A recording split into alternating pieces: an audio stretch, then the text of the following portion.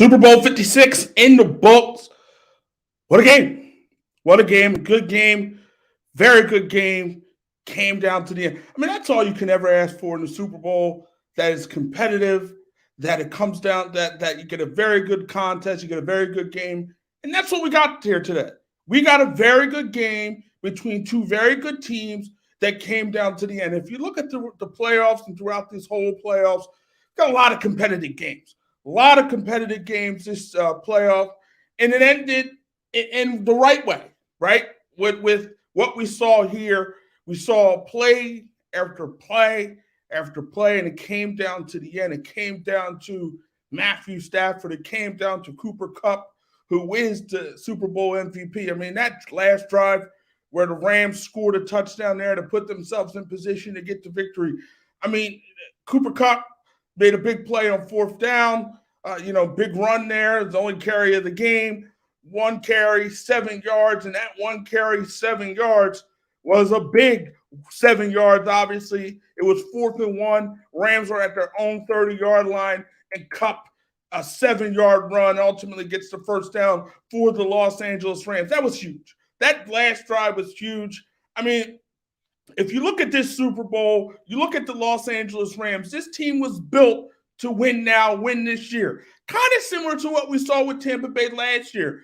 Obviously they had Tom Brady. It got Tom Brady there. They were able to get Gronk along the way, all right, and Antonio Brown as well. So they added a bunch of pieces, the Tampa Bay Buccaneers, and ultimately they were built and they went for it last year and they won the Super Bowl. Same with this Rams team. I mean, you bring in Matthew Stafford, a lot of draft capital there.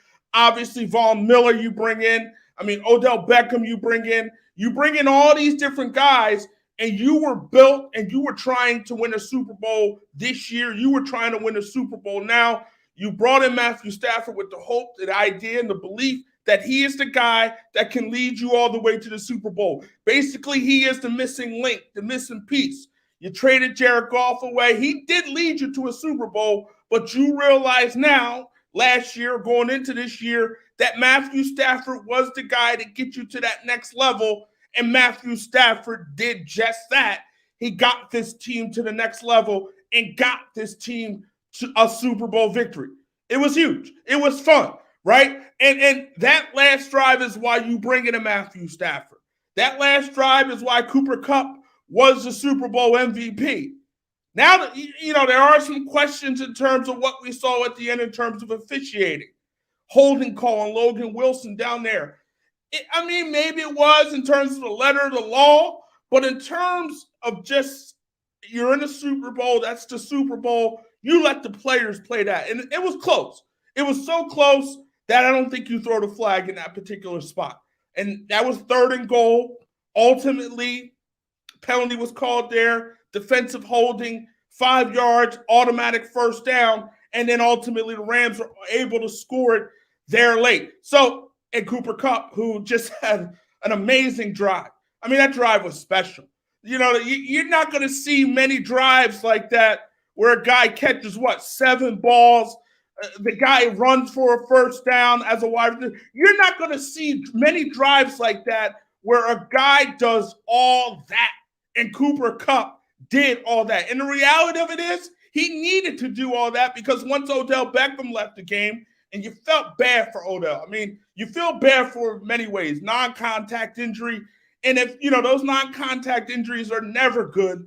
You always think Achilles. You always think ACL. You always think something bad.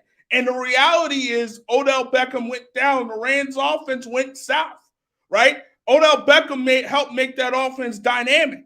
Odell Beckham was the number 1 wide receiver on most teams, right? And he's dynamic. He's a big-time player.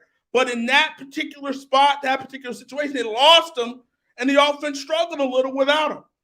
And you felt bad for Odell because during the week, during the Super Bowl media week, Odell, you just sense how bad he wanted it. He said it. He wanted this thing bad. He wanted to win this championship bad.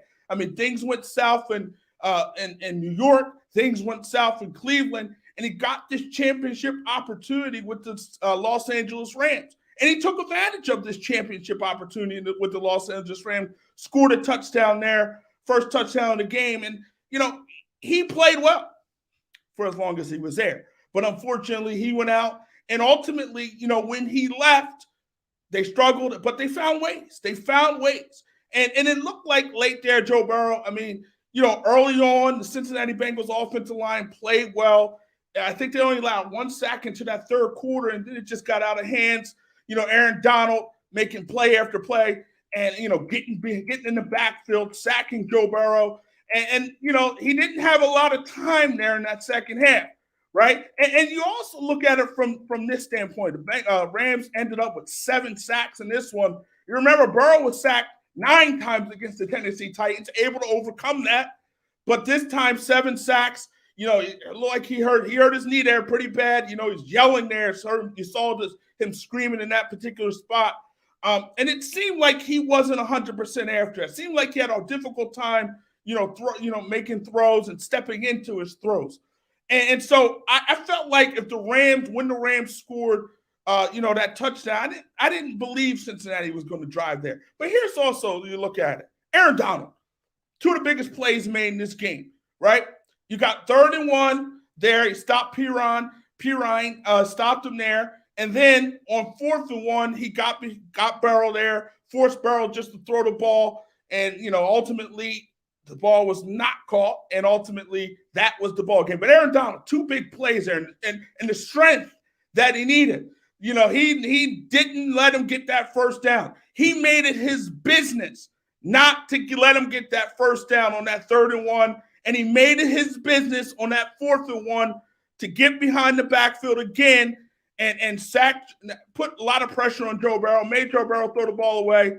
And ultimately, that is the game, right? And credit, again, this Rams team was built to win this year.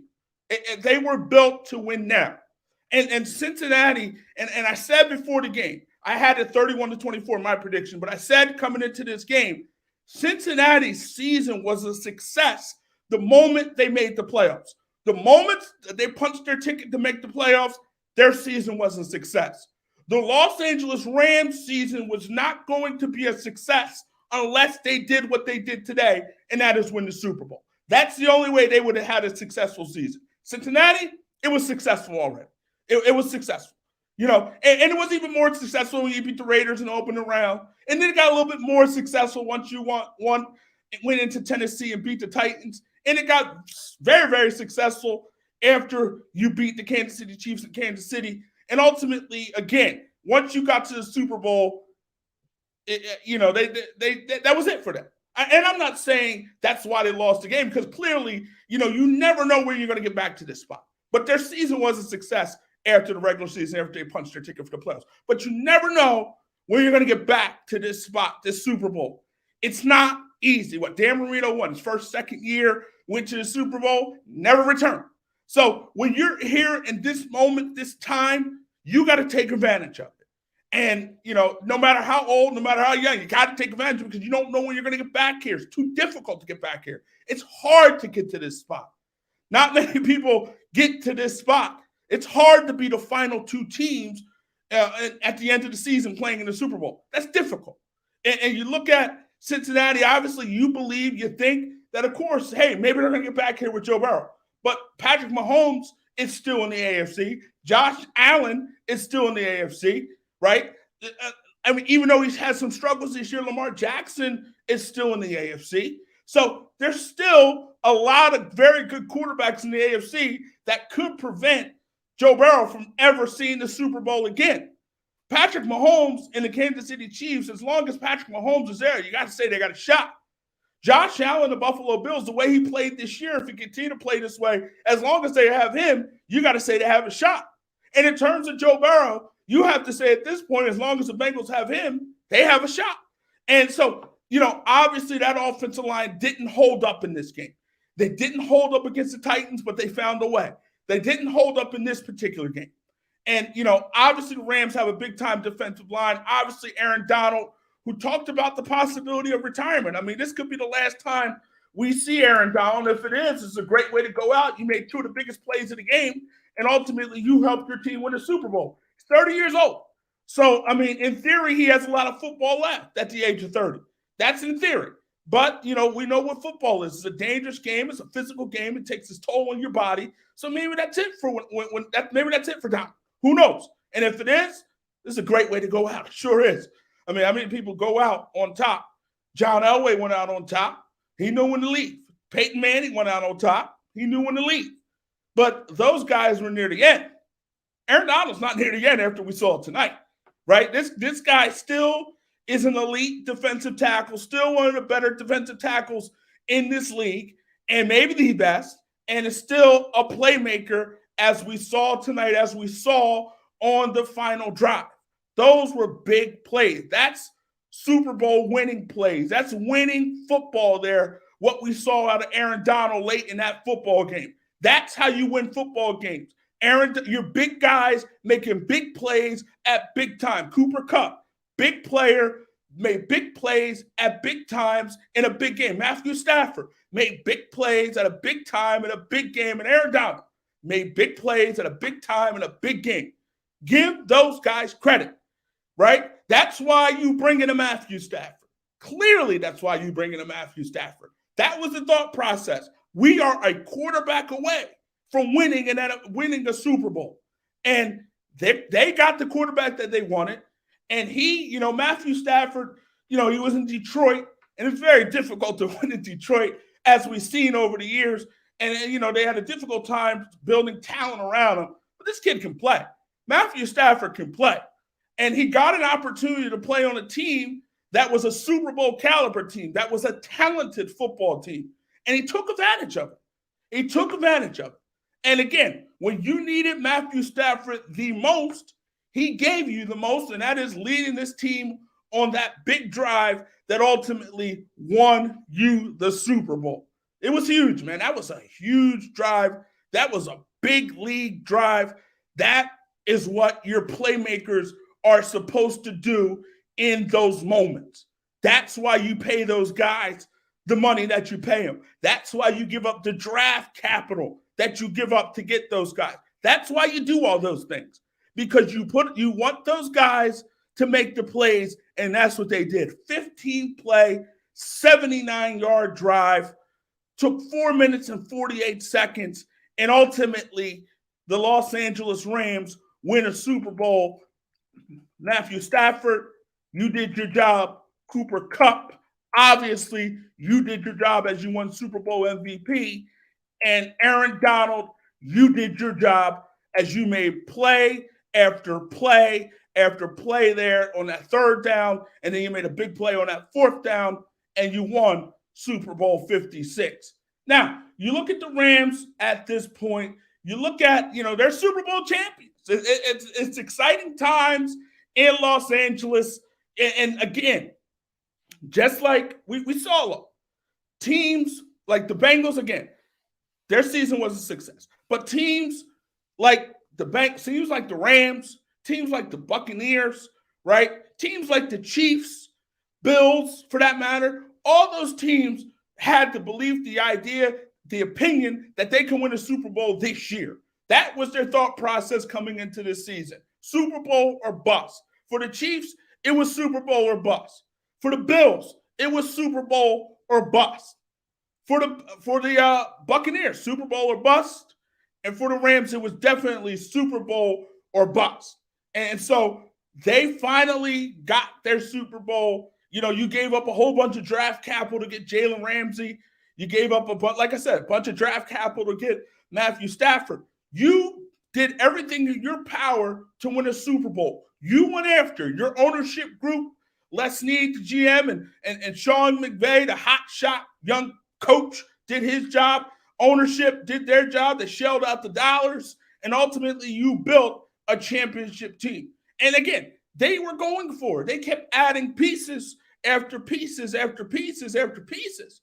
And every time, Odell Beckham Jr. obviously was a big factor for these boys. And again, would have been a bigger factor in this game if he didn't get hurt. Would have been a bigger factor, right? And clearly, Matthew Stafford, again, Jared Goff doesn't stink, right? He's an average quarterback, right? But Sean McVay realized that it wasn't enough. It wasn't enough. And he got the guy that he wanted. Matthew Stafford got rescued from Detroit, and he came to Los Angeles with something to prove, and he proved it. He proved that with the right amount of talent around him, he can win a Super Bowl, and he's a Super Bowl winning quarterback. Can't take it away from the guy. Matthew Stafford is a Super Bowl winning quarterback. He's tough as nails, man. 34 years old, Matthew Stafford, and tough as nails, tough guy, big time player, an elite quarter. I wouldn't say elite, but he's big time. He's solid. I wouldn't call Matthew Stafford elite, but I'd say he's very, very good. And he proved, again, that with the right amount of talent around him, that he can win a Super Bowl. And he won a Super Bowl today. He did it. And when they needed him the most, he stepped up the most. So, again, this is why you bring these guys in. This is why you bring these guys in. And again, I'm not going to lie, I had an issue with that 3rd and goal. Logan Wilson called for the defensive holding call there. I just, in that situation, you hadn't called penalties all game long. Only penalties were, personal foul penalties, unsportsmanlike penalties. But you didn't call penalties all game long. And in the biggest moment, the biggest spot, you started calling penalties. That was PI on Eli Apple there near the end zone. But in terms of that play with Logan Wilson, that was close. That was close, man. Now, that was too close in that spot to make that call. That was too close in that spot to make the call. It just was. It was close. Watching it live, it looked like a good play, but it was close, man. And it just, you like to see the game decided by the players. And again, maybe by the letter of the law, it was defensive holding. But again, you just don't, in that spot, in that situation, you don't want to see a flag there. You don't.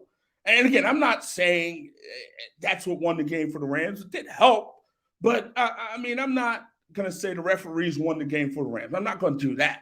That's what I'm not going to do. But I just didn't like the call in that particular spot. But it is what it is. It is what it is. Ultimately, the Rams did make plays after that and did do what they needed to do in that particular spot. We look at the third quarter there. We saw the long pass to T. Higgins. You look at that, you could have said that was OPI, offensive pass interference in that spot. It wasn't called. Higgins did grab Ramsey's face mask, Jalen Ramsey's face mask in that spot. Wasn't called. Ultimately, the Bengals were able to get it done and score a touchdown in that particular spot. And you look at that. Cincinnati, the beauty of this team is, they always stepped it up in the second half, and they stepped it up in the second half throughout the playoffs, right? And stepped it up against the Chiefs in the second half and in that particular game, and ultimately put themselves in a spot to win the game. And they did it. They got it done. But, I thought on that last drive, I was concerned about Burrow's knee. And I didn't think, obviously, he didn't look healthy there, right? And, ultimately made a couple plays there, got him down to around the 40-yard line, 45-yard line there. But he just, Aaron Donald. It's just Aaron Donald. That's Aaron Donald. That was Aaron Donald. That was Aaron Donald making those two big plays. That's Aaron Donald. And you could argue maybe Joe Mixon should have been in that particular spot, your best runner, your best running back. But again, Aaron Donald. Give Aaron Donald credit. He's a playmaker.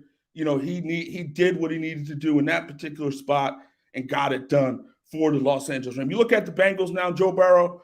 Again, the kid is elite. It appears to be elite. You can't say he's elite after one season, but he had a very good year for the Cincinnati Bengals.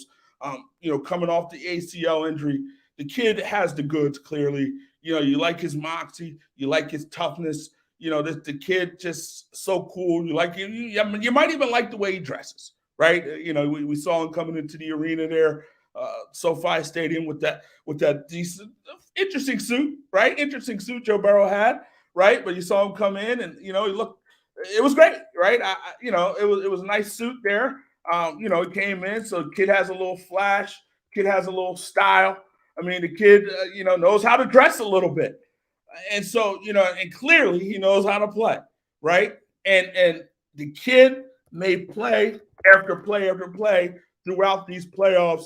And again, put his team in position to win a Super Bowl. Just could not get it done. Just could not get the Bengals over the top. Got them close, but couldn't get them over the top. Look at Joe Burrow. Look at that man. Look at that man looking fly coming into SoFi Stadium. Look at that outfit, right? Look at that outfit. So Joe Burrow, elite on the field, and depending on what your style is, maybe elite off the field in terms of his dress game, in terms of his ability to wear some nice clothes. I mean, we got a little Cam Newton style here, right? This guy is looking like Cam Newton, right? He come in there all fresh to death, beautiful suit, beautiful colors. I mean, the man's looking good, looking good. I mean, if you look good, you feel good. And Joe Burrow was looking good there. He was feeling good there. And ultimately, he got them close, but he couldn't get them over the top. And again, there's no guarantee he'll get back. There's no guarantee that Joe Burrow will get back in his spot. There's no guarantee that Joe Burrow will get to another Super Bowl. There's no guarantee. We assume, we can assume all we want that this kid is big time and this kid is elite and this kid is this, that, and the third. But it takes a lot to get to a Super Bowl. You don't always get back when you think you're going to get back. It's a long season. And so much has to go your way to win a Super Bowl. It's just so much has to go right for you to win a Super Bowl. It takes so much. You got to stay healthy. I mean, the ball has sometimes bounced your way. I mean, it just takes a lot to get to this spot. You can even talk about the coin toss. In certain instances, you need the coin toss to go your way. You need so much to go right to win a Super Bowl. So, when you get to this moment, when you get to this spot, you got to win it. You got to win it. And Burrow got his boys to this spot. And this wasn't the perfect team. It's not a perfect team by no means. And it's very difficult in the salary cap era to make a perfect team. This is not a perfect team. Clearly, we saw the offensive line. I know there were some injuries up front, but they had a hard time keeping this guy upright. And they had a hard time against the Titans, and they had a hard time today keeping him upright. And so it's very difficult, very difficult. And so we got to see, if he can get back to this spot. It would be nice to believe that he can get back to this spot. It would be nice to believe that he can get the Bengals here again to the Super Bowl. But there's no guarantee, man. There's no guarantee. It takes so much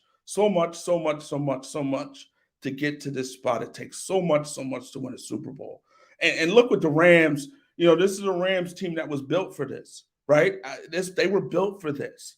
They were built for this exact reason, to win a Super Bowl. They were built for that. And they did it. They did it. Sean McVay, I mean, we've been waiting for he's been this guy that, so innovative, so smart, such a great coach. And he finally got a Super Bowl. He went to the Super Bowl a few years ago.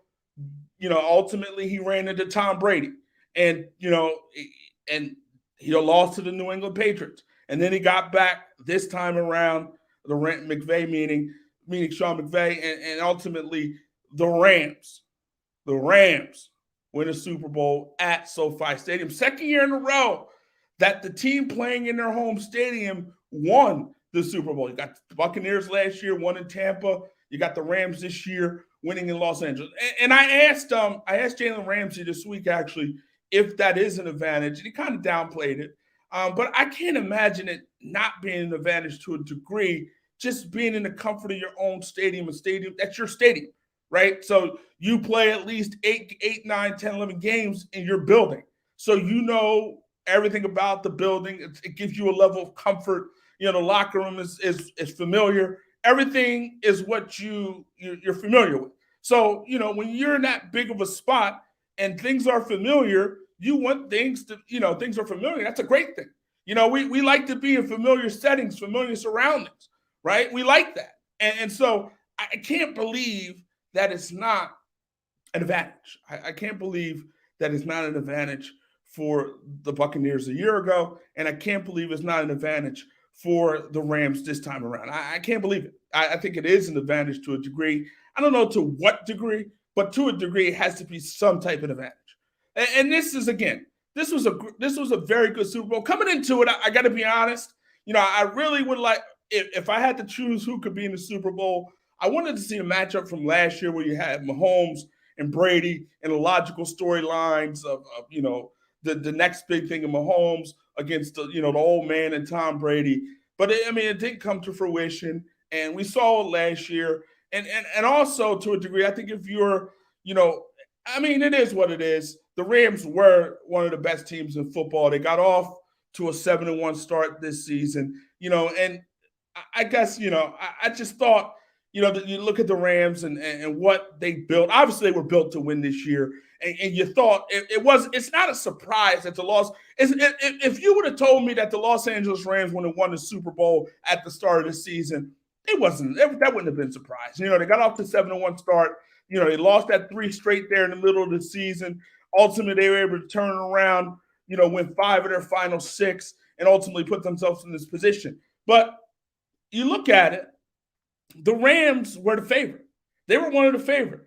And coming into this game, obviously the Rams were the favorite. And then coming into the season, the Rams were the favorite. It's kind of like, I don't want to say to this degree, but, a couple years back, right? You look at the NBA. It was like, okay, Cavs, Warriors in the NBA Finals. And I'm not saying it was to that degree here, but if you would have told me that the Rams were going to the Super Bowl and would win the Super Bowl this year, I don't think I would be surprised. I don't think many others would be surprised.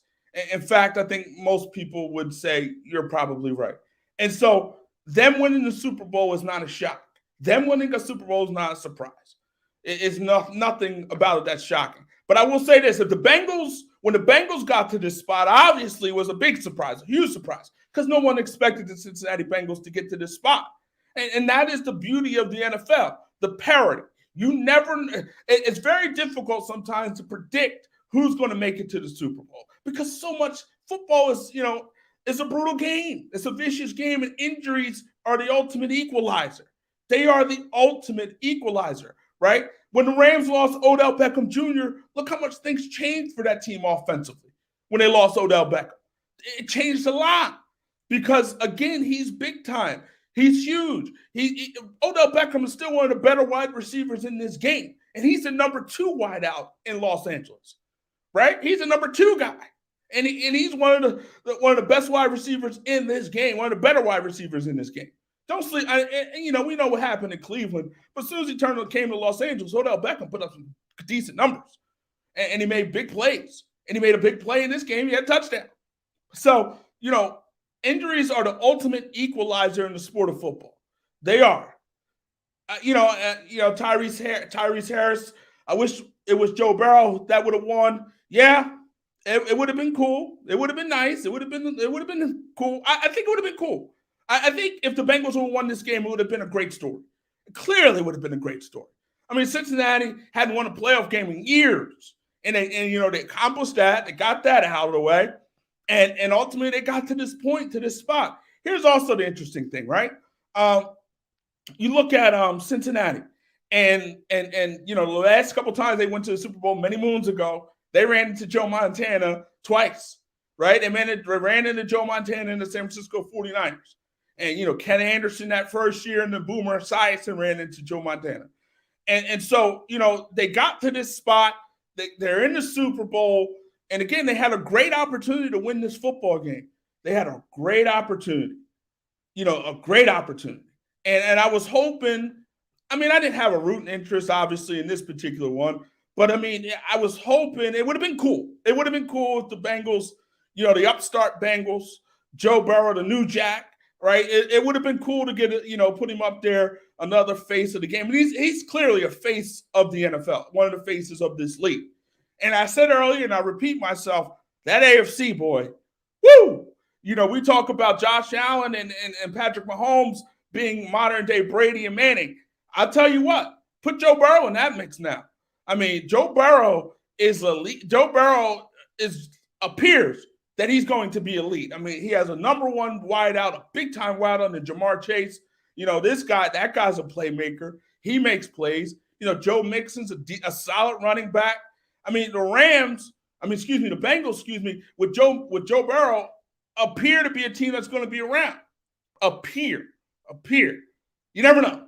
But it appears that, again, in that AFC, boy, that the quarterback play with Josh Allen, with Patrick Mahomes, with Joe Burrow, and I'm not sleeping on Lamar Jackson. I mean, I know he had some injuries this year, but I'm not going to discard Lamar Jackson. Not yet. Not now. Not going to do it. I mean, maybe at some point Trevor Lawrence in Jacksonville could be the guy that kind of steps up there. You got Justin Herbert with Los Angeles, the Chargers. I mean, you got, Herbert appears to have the goods, right?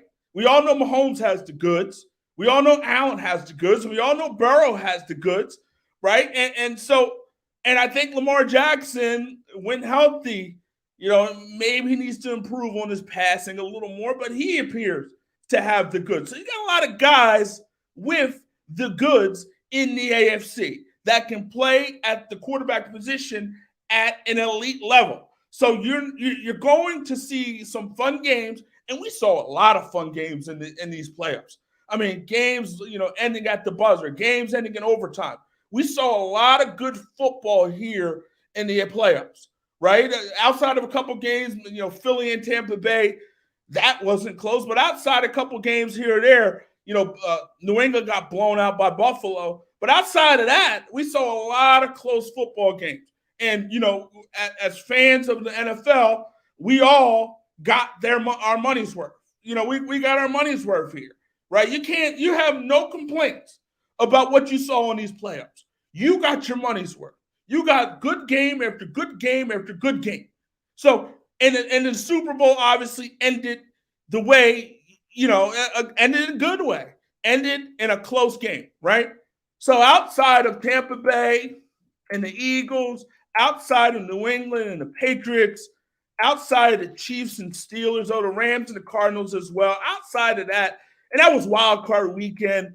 And, with the seventh team added, there could be a possibility of games like that, where Philadelphia any other year obviously wouldn't be there, but they added the seventh team going forward. And I don't have a problem with it. I think it's great because it keeps the fan bases of teams around the league engaged all the way pretty much to the end. It gives you an opportunity to get to the playoffs. I think it's good. It's great when you have the fan bases from around the league still engaged pretty late in the season.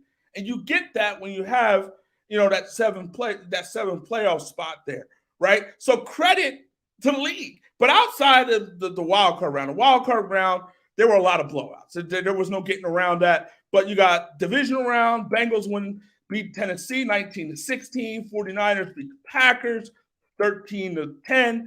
Rams beat the Buccaneers 30-27, and of course the Chiefs and the Bills, that 42-36 game. So you saw a lot of good football in these playoffs, and then in the Super Bowl, obviously we saw a good football game tonight. We saw a good game. Again, this might not have been the matchup that we wanted. Maybe we didn't want to see it. Maybe we wanted to see Aaron Rodgers and Mahomes in this one, right? Maybe we wanted to see Josh Allen and Tom Brady in this one. Maybe, right? But ultimately, again, as I said earlier, this Rams football team was built for this. Some teams are just built for this. This Rams football team was one of those teams coming into the year that was built for this moment, this time, this situation. Credit to the Rams. They did every move that they made, paid dividends. Von Miller paid dividends. Odell Beckham Jr. did what he had to do. Jalen Ramsey, even though he got beat there on that touchdown, Jalen Ramsey still one of the better corners in this league. So the Rams went out, used their draft capital, used their money, and got the players that they needed to get to this moment, this time, in this situation. Got the players they needed to win a Super Bowl and win Super Bowl 56. They did what they had to do here today. And credit to them. Credit to them. Credit to Matthew Stafford. Again, struggled, had many moments, times, and situations in Detroit. People question this guy. They question this guy. But again, when you're in bad situations, when you're in bad spots, it's hard to win. It's hard to win in Detroit. As we've seen, it's difficult to win in Detroit. Not many people win in Detroit. It's that simple. It's difficult. It's hard. It's so hard. So hard. So, I mean, it's difficult to do that. That's not easy to do. And Matthew Stafford, well, he did get them to that playoffs that one year, right?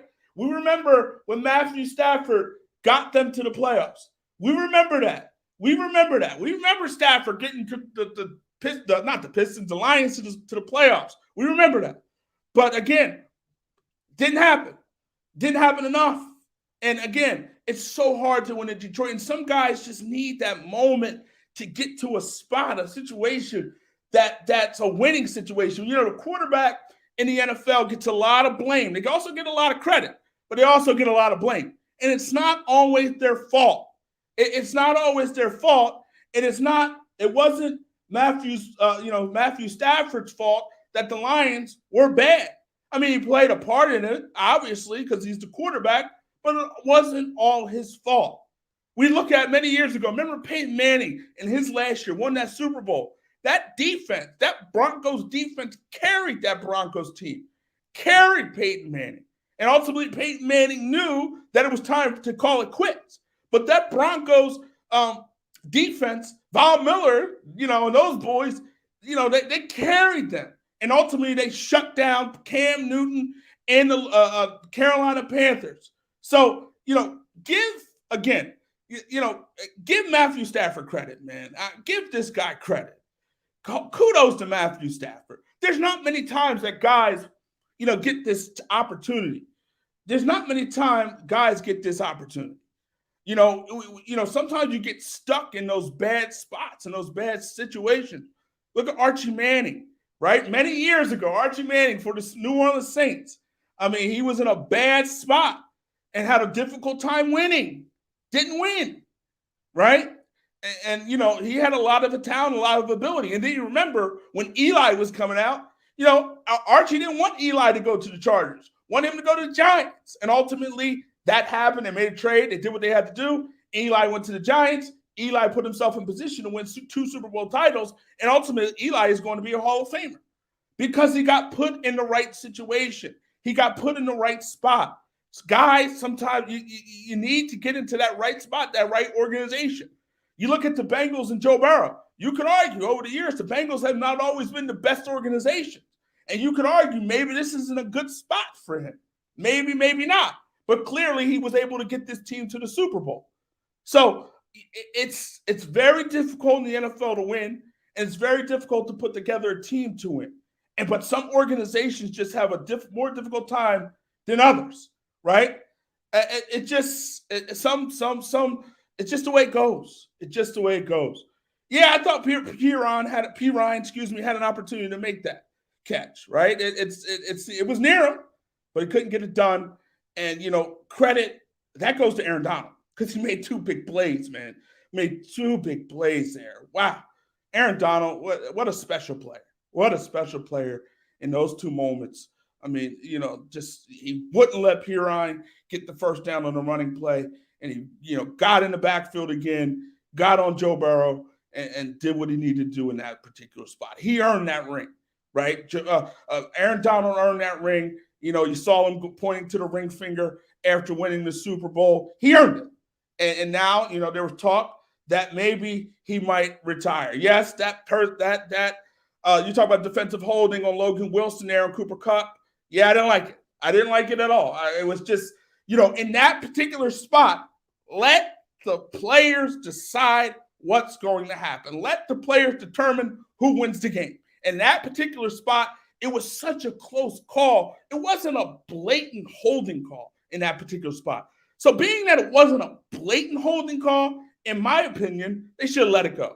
Because you don't want to see referees get in the middle of the game. You don't want to see a foul in the NBA Finals, Game 7, on the final shot there. You want to see the players decide who wins the Super Bowl. You want to see the players decide who wins any game. You don't want the officials to get in the way. You don't. And so the officials got in the way in that particular game near the end there, in that particular spot. Again, I'm not going to say the referees caused the Bengals the Super Bowl. I'm not going to do that. But I will say that was a call that, it should not have been made. Whose house? The Rams' house. Yes, it was. It is. It was the Rams' house. SoFi Stadium is where the Rams play. It was their house, and Matthew Stafford is the new goat. The new goat, Matthew Stafford. Nah. He's a Super Bowl winner, right? The man won a Super Bowl, so he's a Super Bowl winner. He's not the GOAT, but he is a Super Bowl winner. He's the GOAT today. How about that? He's the GOAT today. Yes, that face mask, that was a call that should have been, that probably should have been made. Not probably should have been made. You get some, you lose some. You can't catch everything. The officials can't catch everything, unfortunately.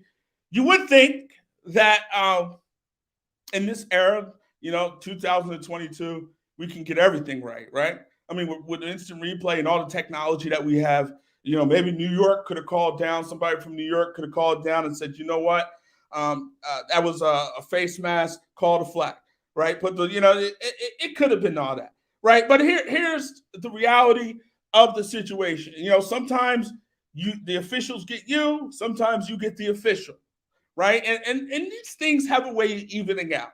You could argue it evened out. T. Higgins face mask on Jalen Ramsey wasn't called, and then come back there, Logan Wilson pass interference there. Defensive holding was called. And ultimately, these things sometimes even out, right? It sometimes evens out. It's just the way it goes. It sometimes evens out. And you talk about Mike Tirico saying that Joe Burrow will make more Super Bowls. That ain't a guarantee. That's not a guarantee. It sounds good. There's no guarantee that Joe Burrow is going to go make a Super Bowl again. There's no guarantee of that. There's no guarantee that that's going to happen. I mean, yes, he's talented. Yes, he has a lot of ability. Yes, he's very good. But there's no guarantee that he's going to get back to that. Halftime show. You talk about the halftime show. Halftime show was solid. I did like the halftime show, that was my era. So for me, it was great. For somebody a little younger, it might not be so great. But for me, it was great. That was great for me. I enjoyed the halftime show. The technology is amazing too, and that set was off the chain. But you look at it. I mean, no guarantees is correct, Bengal Tiger. There are no guarantees. There are no guarantees that you're going to get back to his spot. Dan Marino got here first, second year, never returned to the Super Bowl. He played a long time. So it's no guarantee that you're going to get back to this spot. You hope, you pray, you wish that you can get back to the Super Bowl. But there's no guarantee. There's no guarantee. This is painful. Grandson of World War II veteran. Obviously, you're a Bengals fan. You were a little pained. Kelly, I mean, you talk about 50 Cent there. 50 looked like 60, 70, 80 cents there. Maybe even $1. 50 got a little big there. That power money. 50's eating good right now.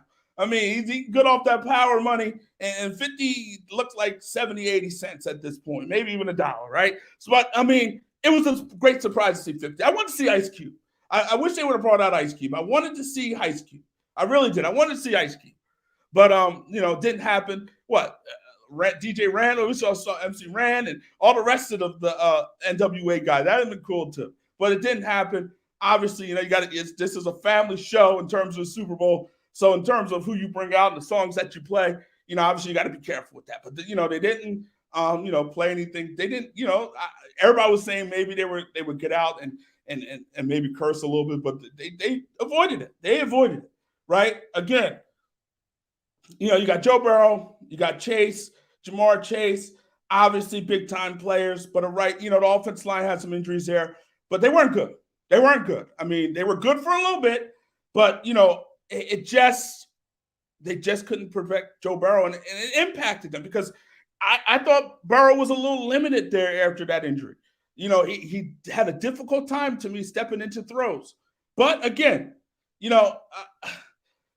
grandson of World War II veteran, I mean, this loss is worse than the day I don't know what you're saying, so we'll let you write. But, I mean, it was, I will say this, we got, Eminem did kneel like Colin Kaepernick. So, I mean, it was a decent performance. I liked it. I enjoyed it. And I knew it was going to be good. To me, one of the better ones I've seen. I knew it was going to be good. But for a younger guy, you might not really care much. But for a person that grew up 80s, 90s, you would love it. Right. And Dave, you make a good point. I mean, a flag, an injury, a fumble, and you miss the Super Bowl. It's even a coin toss for that matter, right? It's so difficult. It's so difficult to get to this spot. I mean, I hate to belabor the point, but it's not easy to make a Super Bowl. It's not. And we assumed after, Patrick Mahomes won the Super Bowl a couple years ago, we assumed that the Chiefs are going to get back there every year. And, Patrick Mahomes, the Chiefs are going to win multiple Super Bowls. He's going to be the next big thing. He's going to win Super Bowl after Super Bowl after Super Bowl. And it didn't happen. And he fell short, last year in the Super Bowl, and he fell short in the AFC Championship game. So there's no guarantee that you're going to get back to this spot. There's no guarantee. And make sure you like the video. Make sure you subscribe, support the channel. There is no guarantee that, Prince was great. Yeah, Prince was great. But, there's no guarantee that you'll ever get back to this spot. You assume that you'll get back to this spot because he's so young. And when you're young, you assume that a lot of things are going to happen. You assume that many great things are going to keep happening to you because you don't know any better. And so to Joe Burrow's point, at this point, he doesn't know any better. So the assumption could be in his mind, hey, I'll get back here again. And I'll get back here again and again and again and again and again. But there's no guarantee that's going to ever happen. There's no guarantee. It's very difficult. If it was so easy to win the Super Bowl, everybody would do it, right? I mean, if it was so easy, everybody could do it. It takes so much. You remember the 2017 Eagles, right? The 2017 Eagles was a team that ran into a lot of injuries. Quarterback went down. Some offensive linemen went down. They had a lot of injuries, but they were able to find a way to get to a spot to win the Super Bowl. I mean, and sometimes you need a little luck. You need a little luck. I mean, look at the situation with Tom Brady in the tuck game, the tuck rule, right? A naked eye, obviously, that's a fumble. I mean, the tuck rule saved him. But the reality is it takes so much to get to the Super Bowl. It really does. And you got to be lucky. You really got to be lucky. And here's also the thing, right? Matthew Stafford, he deserved it. To a degree, you're not mad that Matthew Stafford won the Super Bowl. You're not mad that Matthew Stafford won the Super Bowl because of what he went through in Detroit. He suffered a lot of losing in Detroit. I mean, he dealt with a lot of losing in Detroit. It wasn't fun for Matthew Stafford in Detroit. He suffered in Detroit. And, that's not easy to keep losing. And I know he's getting paid handsomely. I know he made a lot of money along the way, which helps, right? Money is good, but money is not the end-all, be-all. But money is good. Money is good. And so, when money is good, and you make a lot of money, you're happy. But at the same time, you play football to make a lot of money. Don't get me wrong. That's his job. That's his vocation. That's what he does to support and feed his family. But you also play football to win. You want to win while you're doing it. If you're a salesman, you want to be the best salesman out there. You want to win salesman awards. You want to do all that. You want to do all those things, right? When you're a salesman. When you're a salesman, that's what you want. And so, obviously, you're a salesman to make money. You want to make that money first. But at the same time, you want to be acknowledged for what you're doing. And Matthew Stafford has a lot of money, won a lot of money, and made a lot of plays and did a lot of things with the Detroit Lions. He was a good quarterback. He just needed a team. And the Lions couldn't build a team for Matthew Stafford. And he went to a team that was built already. The Rams were built and built to win now. And it's a great situation. It's a great situation when you're able to go to a team that's already built, a team that's already put together, a team that is ready and built to win now. You don't necessarily get those opportunities all the time in this league. Most of the time, if you're a number one quarterback drafted, if you're drafted number one, you're going to a bad team. And you're going to a team that's going to have to build itself up to be successful. And that's what Matthew Stafford did. You look at Trevor Lawrence. Trevor Lawrence was all world in college. And he went to the Jacksonville Jaguars. And, Urban Meyer and that whole situation was a mess. But the point is, he went to a team that was a bad football team. And he looked bad, and obviously he's a rookie quarterback, so he's going to have moments, times, and situations where he's going to make mistakes, and he did that. So it that comes with the territory. It comes with the territory. And so credit again to Matthew Stafford for taking advantage of this opportunity. Taking advantage of this opportunity. Andrew Whitworth. If you're a Bengals fan, you should be happy for Andrew Whitworth. You should be happy if you're a Bengals fan, you should be happy that Andrew Whitworth got a Super Bowl title. You should be happy for the guy. Odell Beckham, happy for the guy because he went through a lot to get to this point. Some self-inflicted, but it took a lot for him to get to this point. Here's also the thing, man. Odell Beckham's a young man, and young people make mistakes. Young people do things that are regrettable. Young people do a lot of things. Heck, old people do a lot of things that are regrettable. Old people do a lot of things that they would like to take back. A lot of people do some things in this world that they would like to take back, especially when you're young. And so when Odell Beckham and the struggles that he had got released by Cleveland, got traded by the Giants, he had some struggles. He's had some struggles, but he went to Los Angeles and did his job, did his thing, played big time football, and again put his team in position to win a Super Bowl. Yes, I agree in terms of awful call on the hold. I didn't like it. I didn't like it one bit. I don't like it. Still don't like it. But it is what it is. I don't like it. In that spot, in that situation, the game's so close, right? Let the players decide that. If it's obvious, I thought Eli Apple's pass interference on Cooper Kupp, that was obvious to me. That was the right call by the official. But that play on the hold by Logan Wilson, that was questionable. That was questionable. That was questionable to me. And you talk about Matthew Stafford not shedding a tear there. He's going to shed a lot of tears. He's a Super Bowl winner. He's going to shed a lot of tears. He's going to drink a lot of champagne, and he's going to be happy. He's going to enjoy the parade, in Los Angeles. There, it's going to be happy. It's going to be happy. Very happy for him.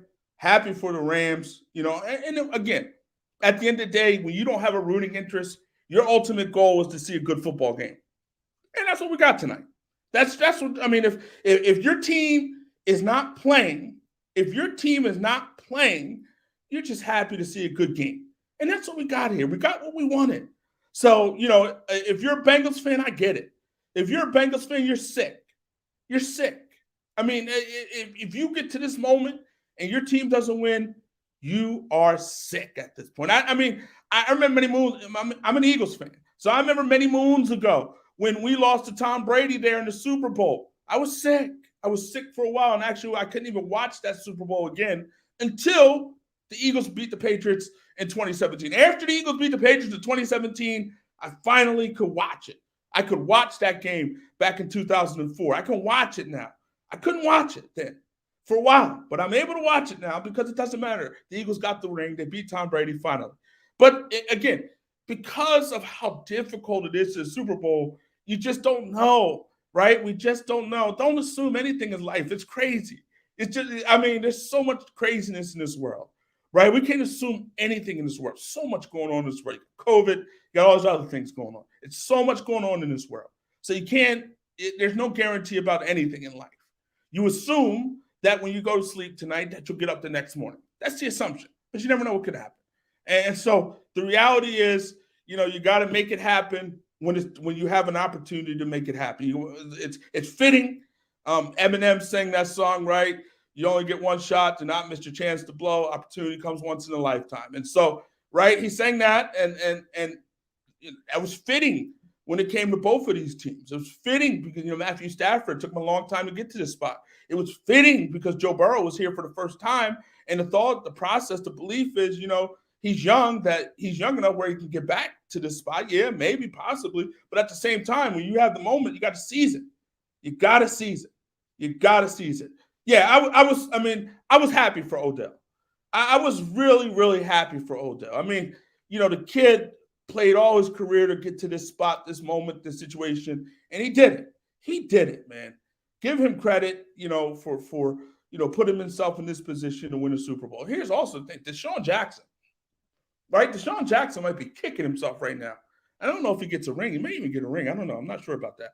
But he wanted out of Los Angeles because he wasn't getting an opportunity there. the opportunity that he wanted. He went to the Las Vegas. Went to Las Vegas, and he continued. But at the same time, he had an opportunity to win a Super Bowl here. So if he would have just stuck it around, what Robert Woods did go down. So if he would have stuck around, maybe, just maybe, he would have had this opportunity to win a Super Bowl.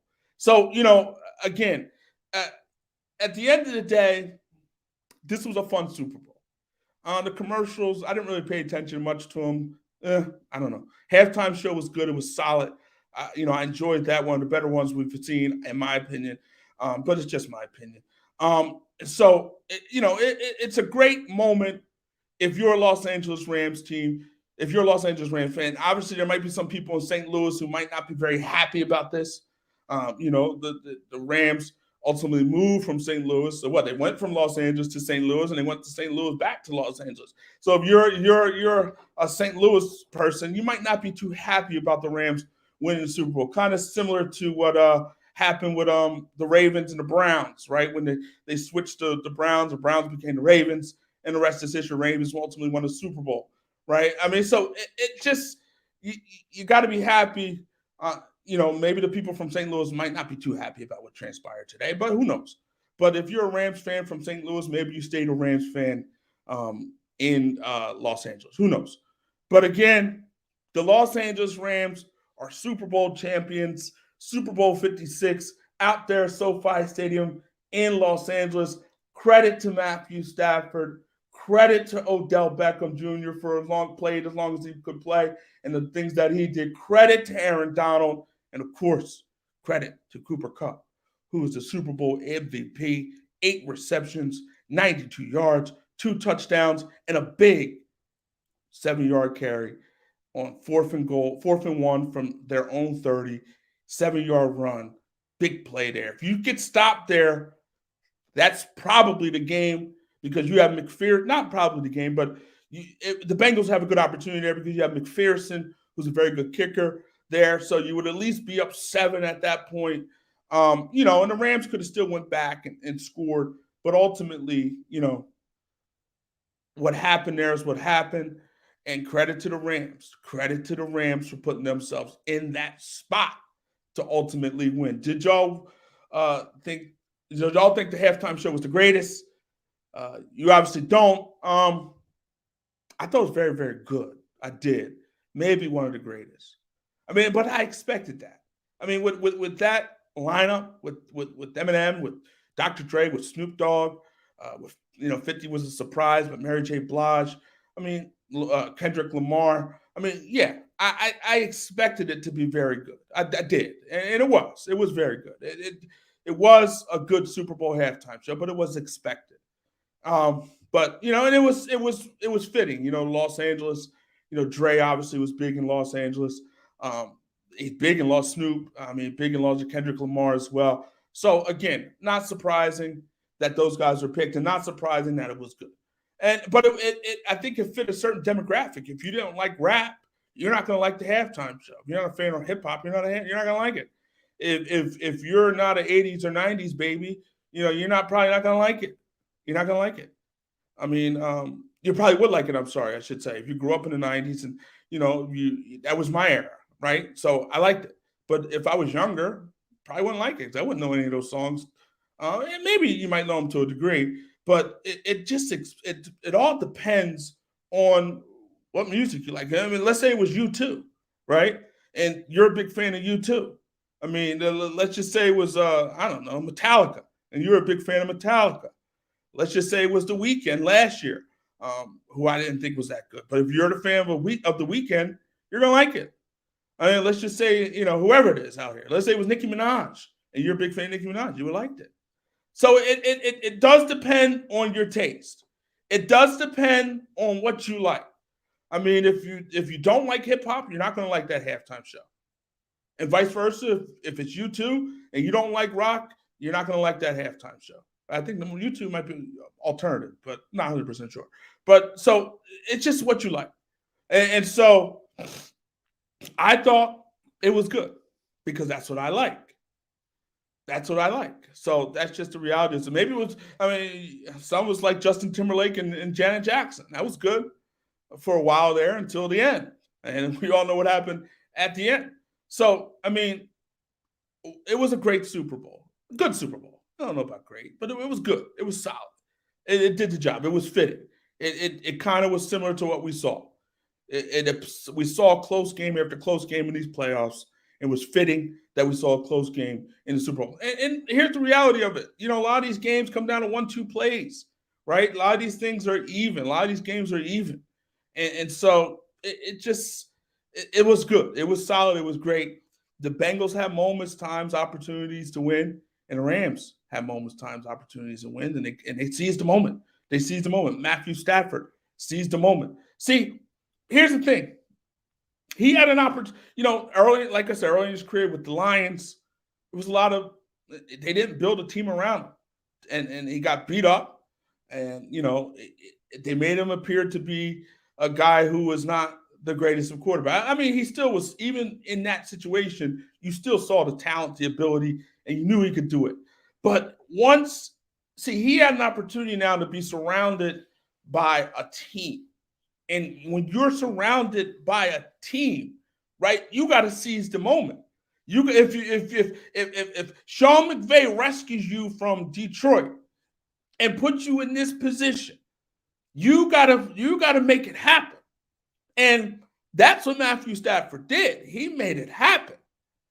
He made it happen and made player throughout these playoffs, throughout the regular season, and into the Super Bowl. The ball was in his hands.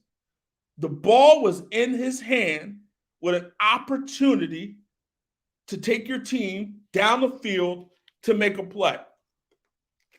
And he did that. He took his team down the field to make a play.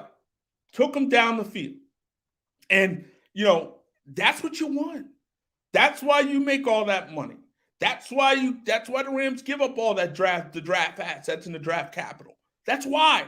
With that in mind, the belief that Matthew Stafford is that dude, is that guy that can take you to the promised land and win in the Super Bowl. That's why you bring him in.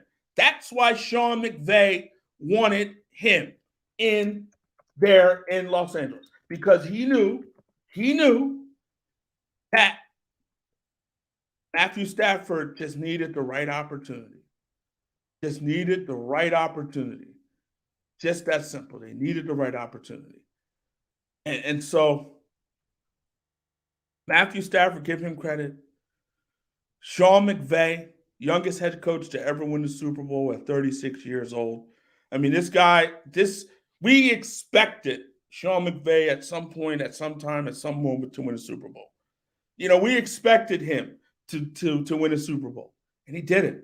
36 years old. Not many guys can do it at that young of an age. He did it. Give him credit. Sean McVay is an elite coach, and he has proven, been to the Super Bowl twice, and finally won it. And it's so it's so interesting, like how the narrative of your career can change when you win a Super Bowl. I look at Donovan McNabb, for example. Donovan McNabb's been to 5 NFC Championship games, been to the Super Bowl once, ultimately lost to the Patriots, right? If Donovan McNabb wins the Super Bowl, well, the narrative about Donovan McNabb's career changes, and Donovan McNabb is probably a Hall of Famer, right? That's simple. John Elway, went to the Super Bowl 3 times, got beat up in those Super Bowls, lost. And then finally, he near the end of his career, he gets a running game, gets a more complete team, and ultimately he wins back-to-back Super Bowls. So the narrative about John Elway changes. Still think John Elway probably would have been a Hall of Famer even if he didn't win those Super Bowls. But the narrative changes about him. You look at those Bills in the 90s, right? Got to the Super Bowl all those years, 4 straight years, and Jim Kelly. And the narrative about that team, they just came up short. But the narrative would have been so much different if Scott Norwood makes the field goal and that Super Bowl against the Giants. So, the narrative changes the moment that you win. And, the moment that you get over the top is the moment the narrative about you and your career changes. So the narrative about Matthew Stafford's career has now changed. It's changed. He got beat up in Detroit and had a bad roster around him, and he couldn't win. But it's Detroit, and he goes to Los Angeles with a good roster around him, a very good roster around him, obviously a Super Bowl caliber roster, and ultimately a Super Bowl roster. He got around that particular roster, got with the Rams, and ultimately he won a Super Bowl. He won a Super Bowl. And so the narrative now changes. It's so crazy how, winning is the ultimate deodorant, right?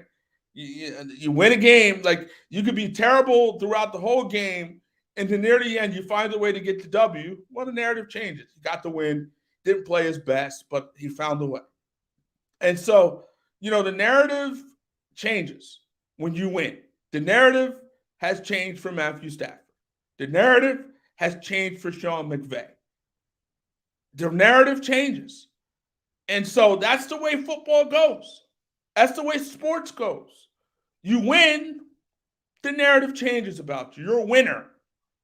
You lose, well, maybe you're a loser, right? It's just that simple when it comes to narratives. And narratives, here's the thing about narratives, they're not always fair. They're not always fair. They're not. I mean, the narrative could be about certain quarterbacks that, they're not good enough. They're garbage because they're surrounded by bad parts. They're surrounded by bad parts. They just are not good. It's just that simple. It's just that simple, man. I mean, they're not fair. But, people tell stories. And, if you tell depending on who's telling the story sometimes, right? But at the same time, Matthew Stafford had an opportunity to change the narrative. And you don't always get an opportunity to change the narrative, unfortunately. He got an opportunity, got out of Detroit. And the rest is history. He got rescued out of Detroit, out of the lion's den. And ultimately, he took advantage of that rescue. He went to, he went to Los Angeles. Sean McVay cleaned him all up and put him in a position to win football games and be successful. And he took advantage of that. And, not many, guys don't always do that. Guys don't always do that. And sometimes guys don't get an opportunity to do it. But Matthew Stafford got that opportunity. And now, again, what happened today can't be taken away from him. Matthew Stafford is a Super Bowl champion. And that's something that can't be taken away. He can sell the ring if he wanted to sell the ring years from now. He can lose the ring if he lost the ring. But at the end of the day, it doesn't change what's in history. History says that Matthew Stafford and the 2021 Rams are Super Bowl champions. That's what history says. History says that Sean McVay is a Super Bowl winning coach. That's what history says. And so credit to him, credit to the organization, credit to Matthew Stafford, credit to Cooper Kupp, credit to Aaron Donald and his playmaking down the stretch there. Credit to all those guys. And I said it earlier, stars win championships. Aaron Donald is a star. Cooper Kupp is a star. They win championships, and they put you in position to win championships. And those guys took the bull by the horn and did what they had to do to get a Super Bowl. Yeah, I mean, credit to Kupp and Donald, for sure. Credit to those boys. Those boys earned what happened today. They earned that. And here's also the thing, right? Sometimes you got to go through that journey to get a title. You got to go through that journey. You got to go through some things. You got to go through some things. You got to go through some things in order to get to that spot and put yourself in position to win. And the Rams did that, right? They did that. And ultimately, they kept hammering, and they finally were able to break it down and break through and get to the Super Bowl and ultimately win the Super Bowl, right? You talk about the flags. I'm assuming you're talking about the call on Logan Wilson there on Cooper Kupp. I didn't like it. I didn't like that call. I thought it was a bad call. Yeah, I didn't like that. But, you can also talk about Jalen Ramsey and T. Higgins and the face mask that wasn't called. So it happens. It happens.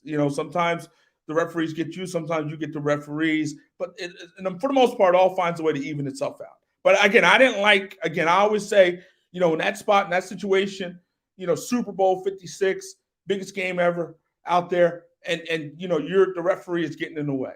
You don't want to. You don't want that. You don't want that. And it happened in that particular spot.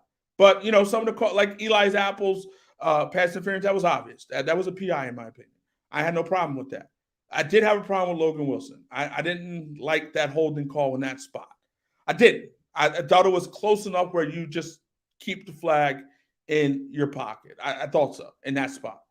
But they made the call, and when the call goes against you, your defense has to level up, and you got to do what you got to do to keep them out of the end zone. Bengals couldn't do it, and so you could argue that the call caused the. You could argue that it was a bad call and it shouldn't have been called, but at the same time, there was still fourth down. And based on what we've seen in that particular drive by the Rams, who knows if they would? They may have gotten it. Who knows? But I mean, they have proven in that game, in that spot, in that situation that they can get the first down. So who knows? Maybe they would have gotten the first down in that spot, and maybe they kept the drive alive, and maybe they ultimately would have scored anyway. But who knows? I mean, who knows? The call was made. I didn't like the call. I mean, a lot of people didn't like the call, but it was made. And again, in that spot, in that situation, your defense got to level up. I don't think it was rigged. I'm not. Even if I thought it was rigged, I probably wouldn't even say it. I don't know. I don't think it was rigged. I don't think so. I mean, it's very difficult to rig a football game. It's difficult, not impossible. Clearly, I mean, it can happen. I'm not naive to say it can't happen, but in that spot, in that situation, I don't think so. But who knows? Who knows? I'm not going to dismiss it, but I don't think so. In my opinion, my personal opinion, no, it was not rigged. The right team won the game. The better team won the game, and that is the Los Angeles Rams. And clearly, coming into the season, and even coming into this game, the Rams were the better football team. On paper, the Rams were the better football team. There's no getting around it. Rams were the better team on paper. And as I said before, I said earlier, right, they built this team for this. They built this team for this moment, this time, in this situation. They were built for this. The Rams were built for this. And so, they kept building and building and building and trying to make splash moves and going after big-time players, and they finally put it together.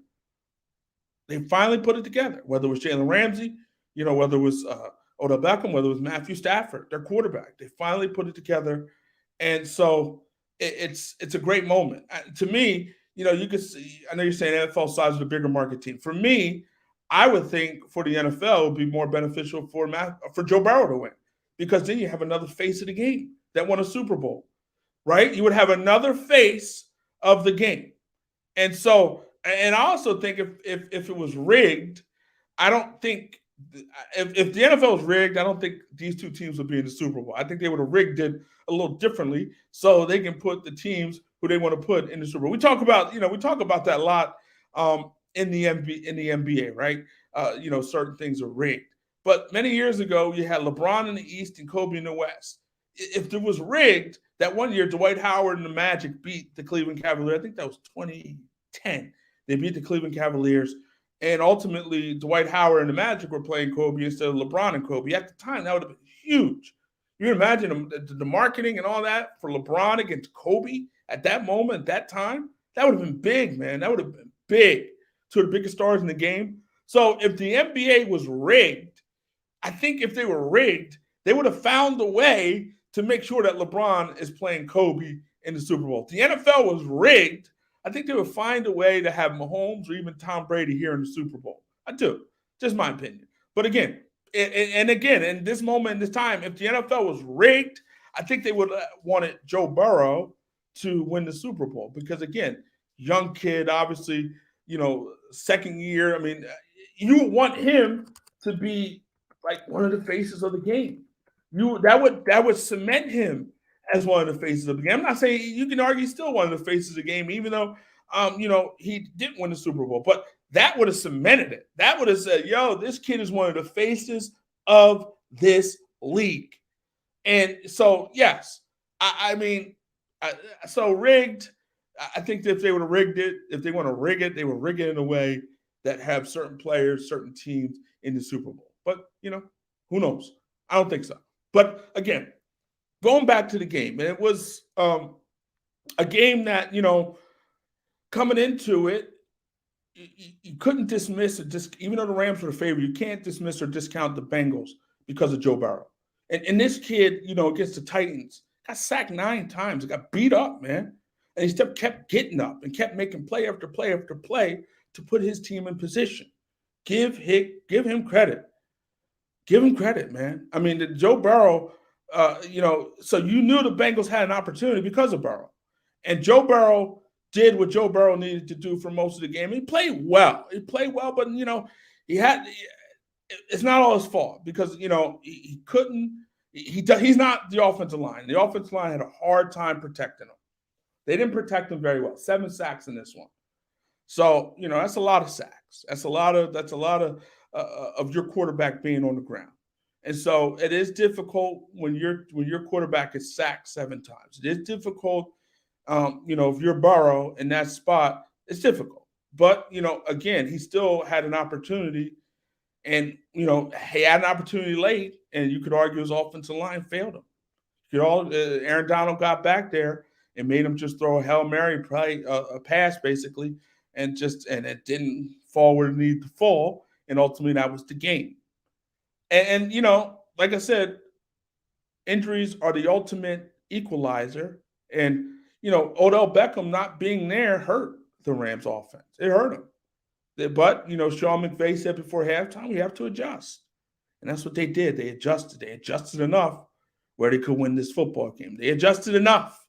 Sometimes you got to adjust enough. And they adjusted there on the fly. And ultimately, they have 40 minutes. Here's also the thing. Rams did struggle on the ground, right? They did struggle running the football. But here's also the thing. They had a 40-minute, halftime. And that could be to your benefit. I think halftime is usually about 15 minutes, 10, 15 minutes. So you had a 40-minute halftime there.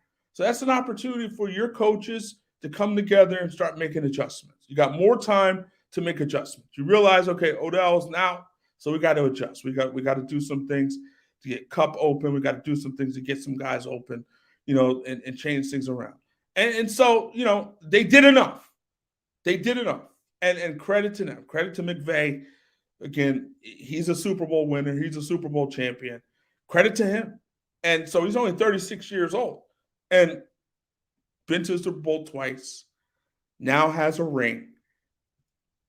The guy's a big-time coach. He's one of the better coaches in football.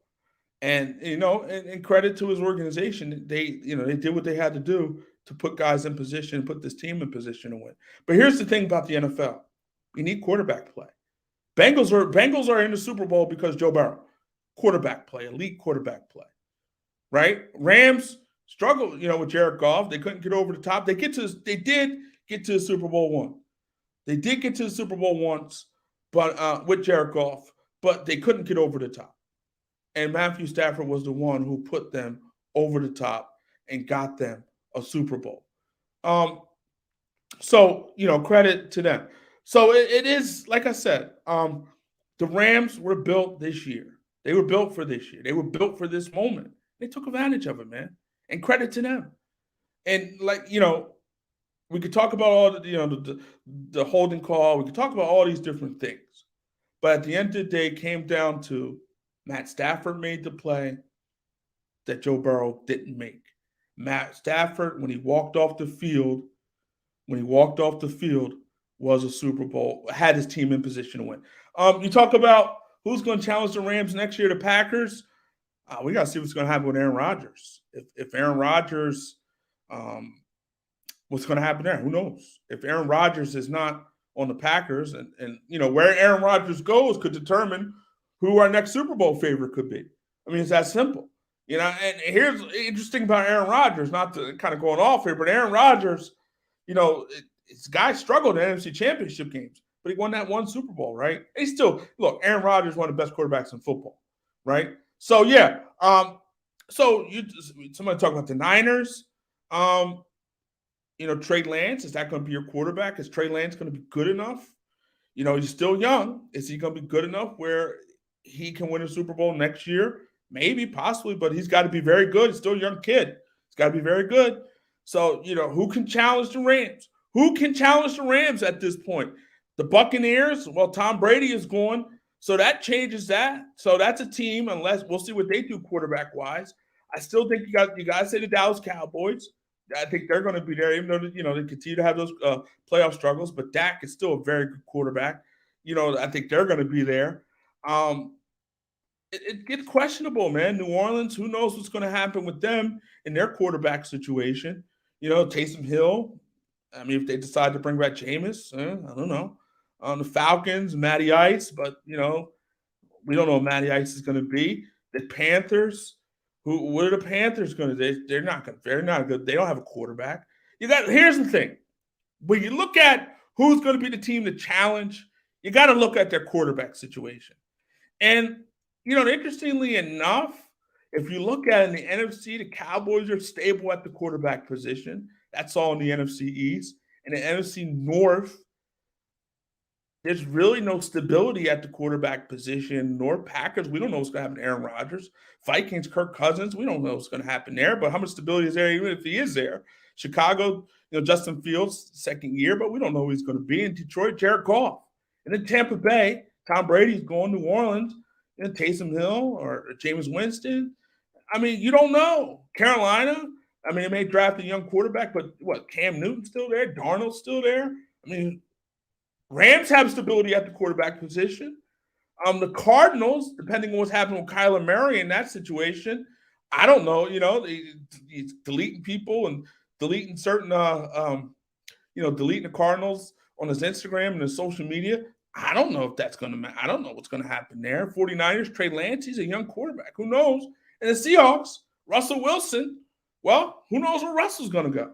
So there's so much, interestingly enough, there's so much uncertainty at the quarterback position in the NFC that the Rams could possibly be in position to possibly do it again. Well, it's so difficult to repeat. I mean, I'm not going to sit here and say the Rams are going to do it. It's so difficult to repeat. Who last team to repeat? That was the Patriots in 2003, 2002, 2003. That was what? 22 years ago. I mean, yes, in terms of quarterback stability, the Rams have stability at the quarterback position. But I think the Cowboys also have some stability at the quarterback position with Dak Prescott. So, I mean, the Cowboys have a lot of talent. There's a lot of talent on that roster.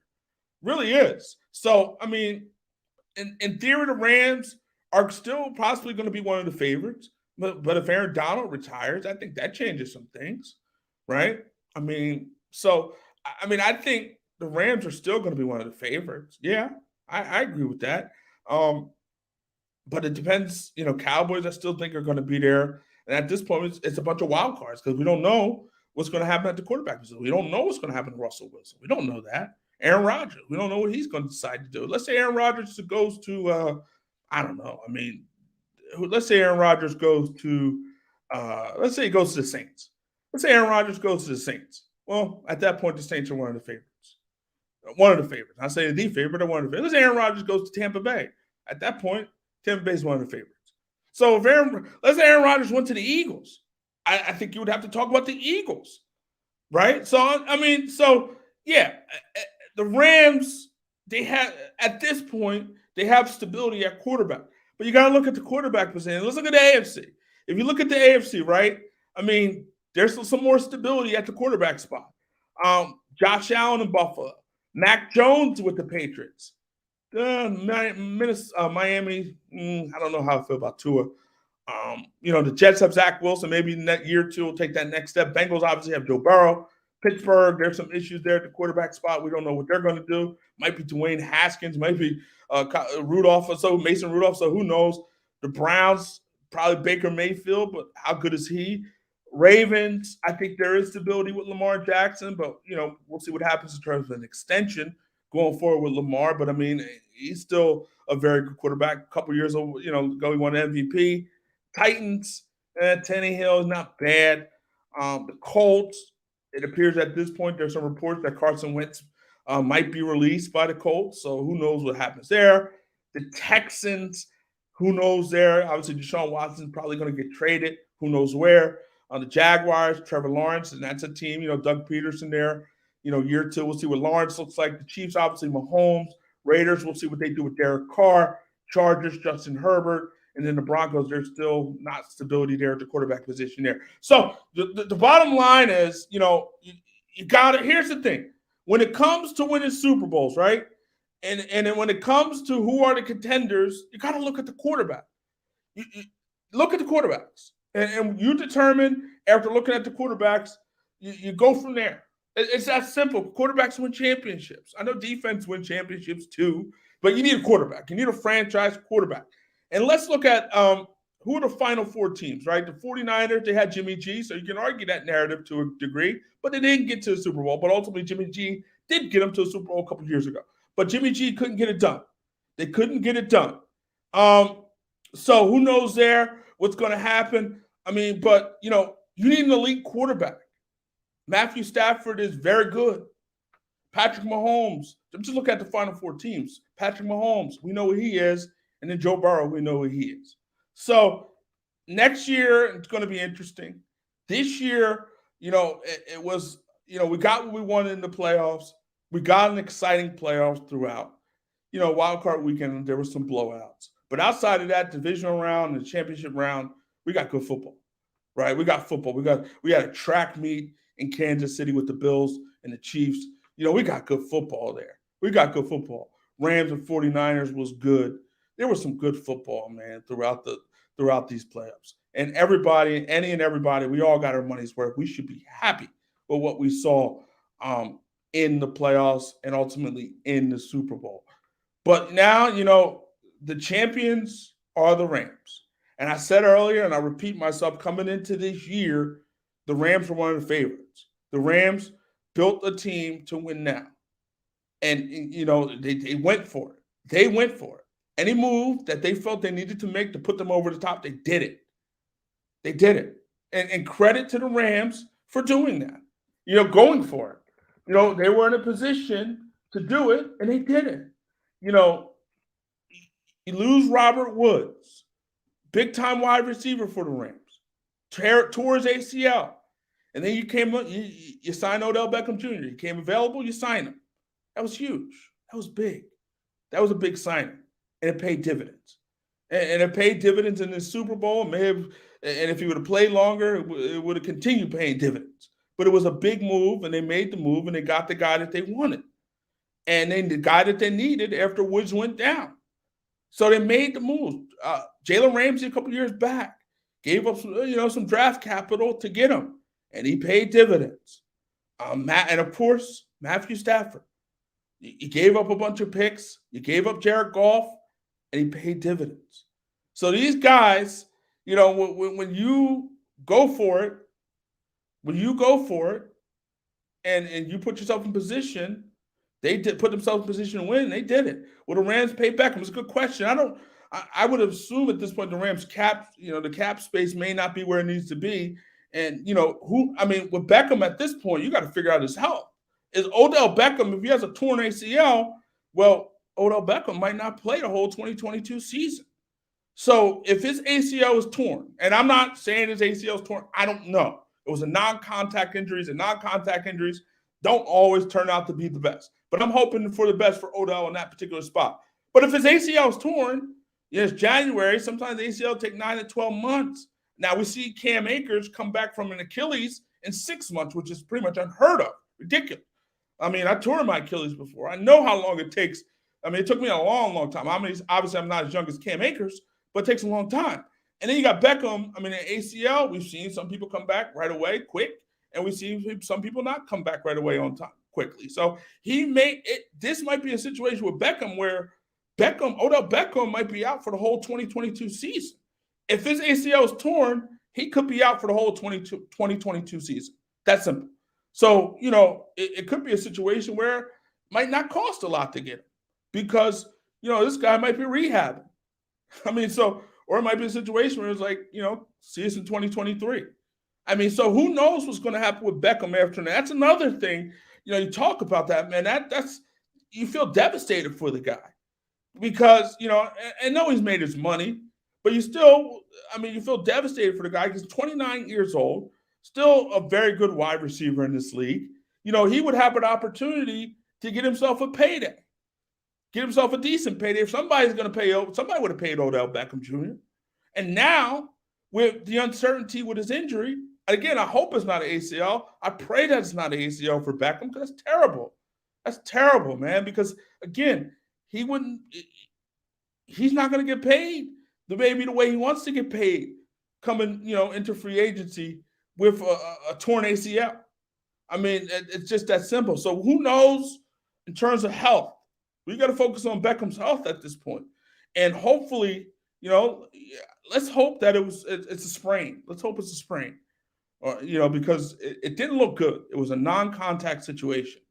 It didn't look good. He went down and it's like, oh man, and if it would have took it had to take a lot for Odell Beckham to come out of that football game. And the Super Bowl in general. If a guy can walk, he's going to try to play, right? If a guy can run to a degree, he's going to try to play. And Odell Beckham, obviously, unfortunately, he couldn't do it. So you knew something serious was wrong. Yeah, no championship without Beckham, I agree. Beckham, give him credit, man. He came in there and made plays. He made a bunch of plays for the Rams. And again, he made a play in the Super Bowl. And when Robert Woods went down, who was a big part of this offense, to be able to slide into Odell Beckham Jr. is huge. That is huge. So Odell Beckham, give him credit for putting this Rams team in position to win a Super Bowl. And ultimately, you felt happy for him. You saw the emotion on the sideline. You saw him crying there. You got to be happy for the kid. He went through a lot to get to this point. So you had to be happy for him. He's on there crying. And so you got to feel happy for Odell Beckham Jr., man. Because, this kid went through a lot to get to this point. He took advantage of his opportunity. And so credit to him. Credit to him for taking advantage of his opportunity, and credit to his teammates for getting it done. There's Beckham there. You see the kid crying there. I felt so bad for him in that spot, man. That was a tough spot for him, to get to this moment, to get to this time, to get to a Super Bowl, and to hurt your knee in that spot. Who knows the nature of the injury or how severe the injury is. But you felt bad for him because the team missed him. They needed him. They needed what he brought to the table, and he couldn't help his team. So you felt bad for Beckham in that spot, but kudos to him. He's a Super Bowl champion at this point, and that can't be taken away from him. You can't take it away from him. Can't take it away from any of these guys. You can't take it away from Matthew Stafford. You can't take it away from Odell Beckham Jr., Aaron Donald, Sean McVay, Cooper Kupp. You can't, Andrew Whitworth. You can't take it from any of these guys. Those guys are Super Bowl champions. They're gonna get a ring. They were able to hoist the Lombardi, put it up high, and celebrate. And Cooper Kupp, got the MVP, got a little extra trophy for his work, for what he did tonight. He put in work, balled out tonight, and that last drive was ridiculous. You could argue one of the greatest performances in a drive and that spot. I mean, that was huge, man. I mean, play after play after play in that spot. I mean, a big spot there. That was the game. And Cooper Kupp made big. I mean, he made plays on the ground. Kid's not a running back. He made plays on the ground, and obviously he made plays as a wide receiver. So credit to him, man. I mean, wow. I mean, what a spot. What a game for Cooper Kupp, and what a play for him. To make those plays, in those spots, and ultimately put his team in position to win a Super Bowl. Wow, that's clutch. You want to talk clutch? That is clutch. I mean, look at it, right? Look at it. We have 4th and 1 at the 30. We got Kupp, 7-yard run. Huge. All right. I mean, Kupp does it again, 22 yards, another big spot there, another big play. Kupp again, 8 yards, 24 yards, 8 yards. I mean, the play after play after play after play. I mean, incomplete pass across the middle, penalty on Logan Wilson. That was Kupp again, right? So, I mean, the play after play, he had a touchdown initially, but which, was nullified by a penalty. But again, Cooper Kupp, penalty in the near the end zone. Eli Apple, pass interference, and then you got Kupp again, the lob to Cooper Kupp, and there you have it. Rams win the Super Bowl, and it's all because of Cooper Kupp. Antonio Brown going to the Rams. Antonio Brown. It should be interesting if Antonio Brown ever plays again, right? I mean, he has ability, he has talent, clearly. I mean, the Buccaneers wouldn't have dealt with the things they dealt with in terms of, you had the situation, allegedly had the fake vaccine cards. I mean, obviously he has some court things going on, he has some civil things going on, has some criminal things going on, but he was able, to clean that up and get that out the way.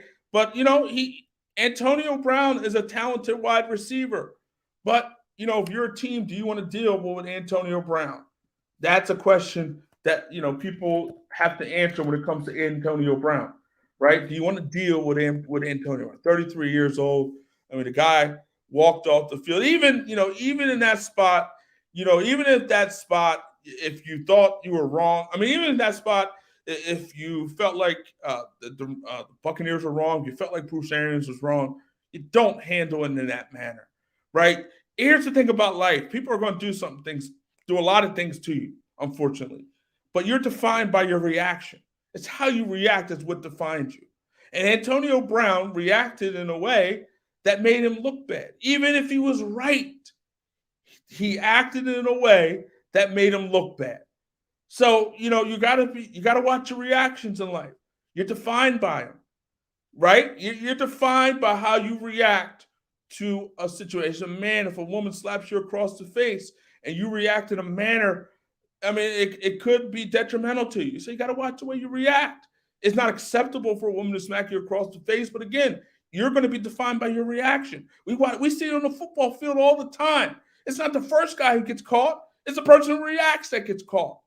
So you're defined by your reactions. And Antonio Brown, whether Bruce Arians was right or wrong, reacted in a manner that may have cost him his career. He acted in a manner that was unprofessional. And Bruce Arians could have been unprofessional as well. But again, he's the leader, he's the coach. So he has, a level of power. And Antonio Brown, unfortunately, was in a position where he had to prove it. He had to prove that he could do the right things. He had to prove that he could, fly right. He had to prove all those things, Antonio Brown. And, you can argue he proved it for 1 year, right? Because ultimately he won a Super Bowl with the Bengals. Not with the Bengals, with the Buccaneers. He proved it. But this year, he said he was hurt. His ankle wasn't right. But ultimately, he reacted in a manner, even if Bruce Arians was wrong, he reacted in a manner that cost him his career, maybe, possibly. And interestingly enough, right, Beckham and Brown, the moves that the Rams and the Buccaneers made were kind of similar to a degree. Odell Beckham in Cleveland, things not going right. The narrative about him not so good. And ultimately, he became available. Antonio Brown, ultimately, we know what happened with him with the Raiders and, and how that worked out. And, he had a suspension. But ultimately, the Buccaneers, again, with Tom Brady, was going for a championship. Tom Brady was going for a championship. Tom Brady and the Buccaneers were going for a championship. Bruce Arians wanted a title, and he wanted it now. He wanted that title now. And, when you have a 44-year-old Tom Brady coming to Tampa Bay, well, guess what? You have to try to win now. 44 years old, you can't mess around with Tom Brady. You had to win. And that's what the Buccaneers did, and that's why they went after a guy like Antonio Brown, because they wanted to do anything in their power to win a Super Bowl. And they did it. They did it. And the Rams were similar. They tried to do everything in their power, whether it was draft assets, whether it was anything, right? Money, whether it was, trading, whoever they needed to trade, whatever they needed to trade to get the people that they needed to win a Super Bowl. That's what they did. Stafford, Brady came in and did what they needed to do. I don't think the Rams could have beaten the Chiefs. I think they could have. I think they could have. I think would have been, I think it would have been more difficult because obviously Mahomes is Mahomes, and we know what Mahomes is. So it would have been more difficult, but I think they could have beaten the Chiefs. I think I don't want to say the Rams were Destiny's Child, right? I don't want to say they were Destiny's Child, but I will say again, they paid their dues to a degree. They paid their dues. This team, throughout the years, obviously they got here a couple of years ago. They've been a fixture in the playoffs for the most part, but they couldn't get over the top. And again, and according to Sean McVay, obviously, and according to the organization, in order for them to get over the top, they needed a quarterback. They needed the quarterback that they needed to get over the top. Again, make sure you subscribe to the channel, like the video, subscribe to the channel. But they needed a quarterback, the Rams. And so in order for them to go where they needed to go and be what they needed to be, they had to take the plunge. And they took the plunge. And they took the plunge and they got themselves a Super Bowl. It worked. Sometimes you take the plunge and it doesn't work. In this spot, it worked. Look at the Minnesota Vikings, right? Case Keenum got them to the NFC Championship game, and they lost to the Philadelphia Eagles. Well, they needed a quarterback. And so they decided, well, Kirk Cousins is going to be your quarterback. So let's guarantee him a bunch of dollars. Let's bring him in with the thought that he can put us over the top. That Kirk Cousins it was their belief at the time that Kirk Cousins obviously can put them over the top. And I didn't think Kirk Cousins could put them over the top. I mean, Kirk Cousins is a solid quarterback. The numbers are decent, but I'm not sitting here and saying Kirk Cousins is a guy that you can win a Super Bowl with. But at the same time, if you're the Minnesota Vikings, well, you were one game away from winning the Super Bowl, from getting to the Super Bowl with Case Keenum. So, I mean, they took the plunge and said, well, let's see if Kirk Cousins can do it.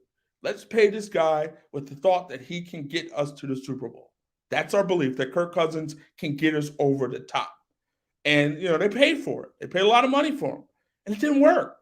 So it doesn't always work when, you pay this money to these guys with the hope that they can put you over the top. The Colts, Carson Wentz struggled mightily in Philadelphia. Frank Reich, when he was in Philadelphia, Carson Wentz had his most success. Frank Reich figured, okay, let's bring him to Indy. Indy had a decent football team, obviously a great running game. And, so they figured, okay, Carson could be the guy that puts us over the top. And you look at Carson Wentz, the Philadelphia Eagles don't win the Super Bowl in 2017 without Carson Wentz. He had an MVP caliber season that year. So, I look at that and I look at that situation. Sometimes you take the plunge and it works, and sometimes you don't. The Rams took the plunge and it worked. It worked. You could argue the Buccaneers took the plunge with Tom Brady, but Tom Brady is Tom Brady, maybe the greatest quarterback to ever play the game. So, you take chances. You got to take chances sometimes. And sometimes those chances work. It's a risk. It's a risk. And, you sometimes take a risk and it works. And sometimes you take a risk and it doesn't work. For the Vikings, it didn't work with Kirk Cousins. For the Colts, it didn't work with Carson Wentz.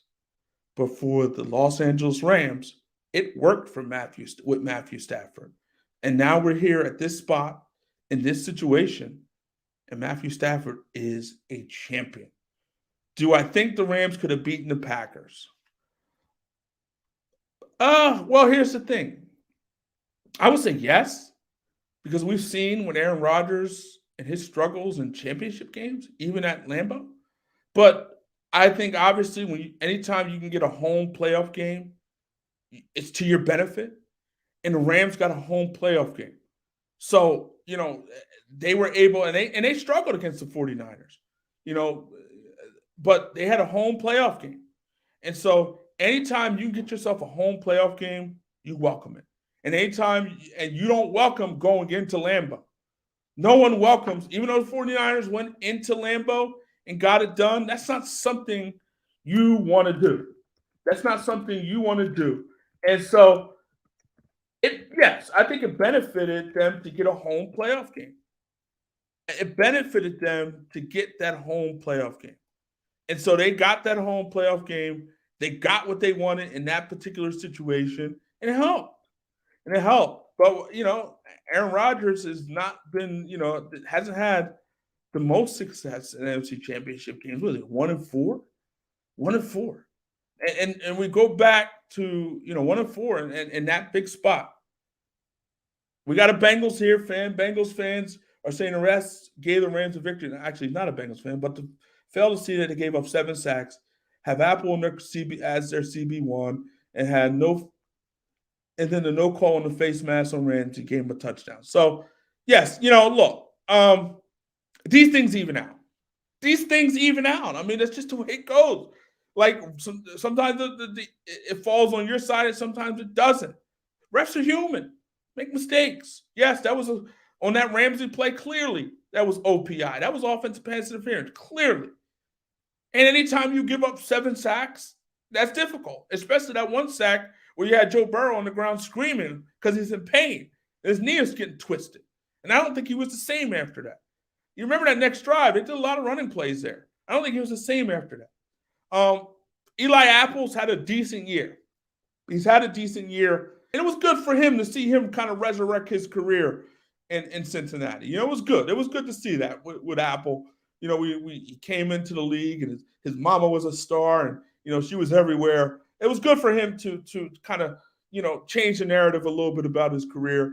He played well. Against the Chiefs, he made some plays there. So, Apple's had a decent year. But yes, the Bengals can complain about that holding call. And again, I think it's a legitimate complaint. And obviously the Rams can complain about the face mask not being called on on T. Higgins and that Jalen Ramsey play.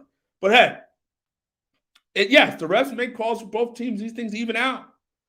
But, here's the thing. You say the Bengals fans are just super emotional and upset, which is understandable. But to take away from Stafford and the Rams is ridiculous. Yes. Yes, if you're a Bengals fan, you're sick right now. You're sick. Yes, you probably are complaining. And if I was a Bengals fan, I'd be complaining too. I clearly would be complaining. Why not? I would complain. Yes, it definitely was a holding call. It definitely should not have been called in that spot if you're a Bengals fan. It shouldn't have been called. I don't think it should have been called. But, sometimes the ball bounces your way. Sometimes it doesn't.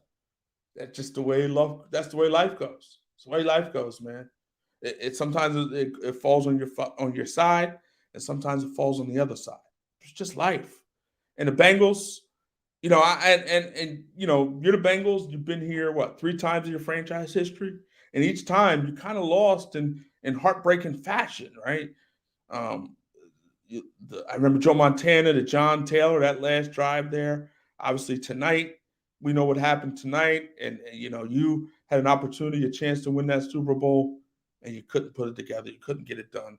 You couldn't win, and ultimately you lost. You lost to maybe a better football team. The Rams were, like I said, throughout this whole live, the Rams were built to win now. They were put together to win this year. And, they did everything they needed to do. And it was kind of, again, similar to what the Buccaneers did a year ago. And obviously Matthew Stafford isn't Tom Brady, but still, you got yourself a very good quarterback in Matthew Stafford who came in and did what he needed to do for this football team, stabilized the quarterback position, and, made play after play throughout the season, made play after play in the playoffs, and did what they needed to do. The Bengals should be, great young kicker. McPherson is automatic, strong leg, and a great quarterback. They should be happy about their future, but unfortunately, anytime the future is, we like to assume that we can kind of sometimes determine the future and figure out the future and know that Joe Burrow is going to be in Super Bowl after Super Bowl, but there's no guarantee. Not with the AFC, not with Josh Allen in Buffalo. Not with Patrick Mahomes in Kansas City. Not with Justin Herbert with the Chargers. So there's no guarantee here. No guarantee.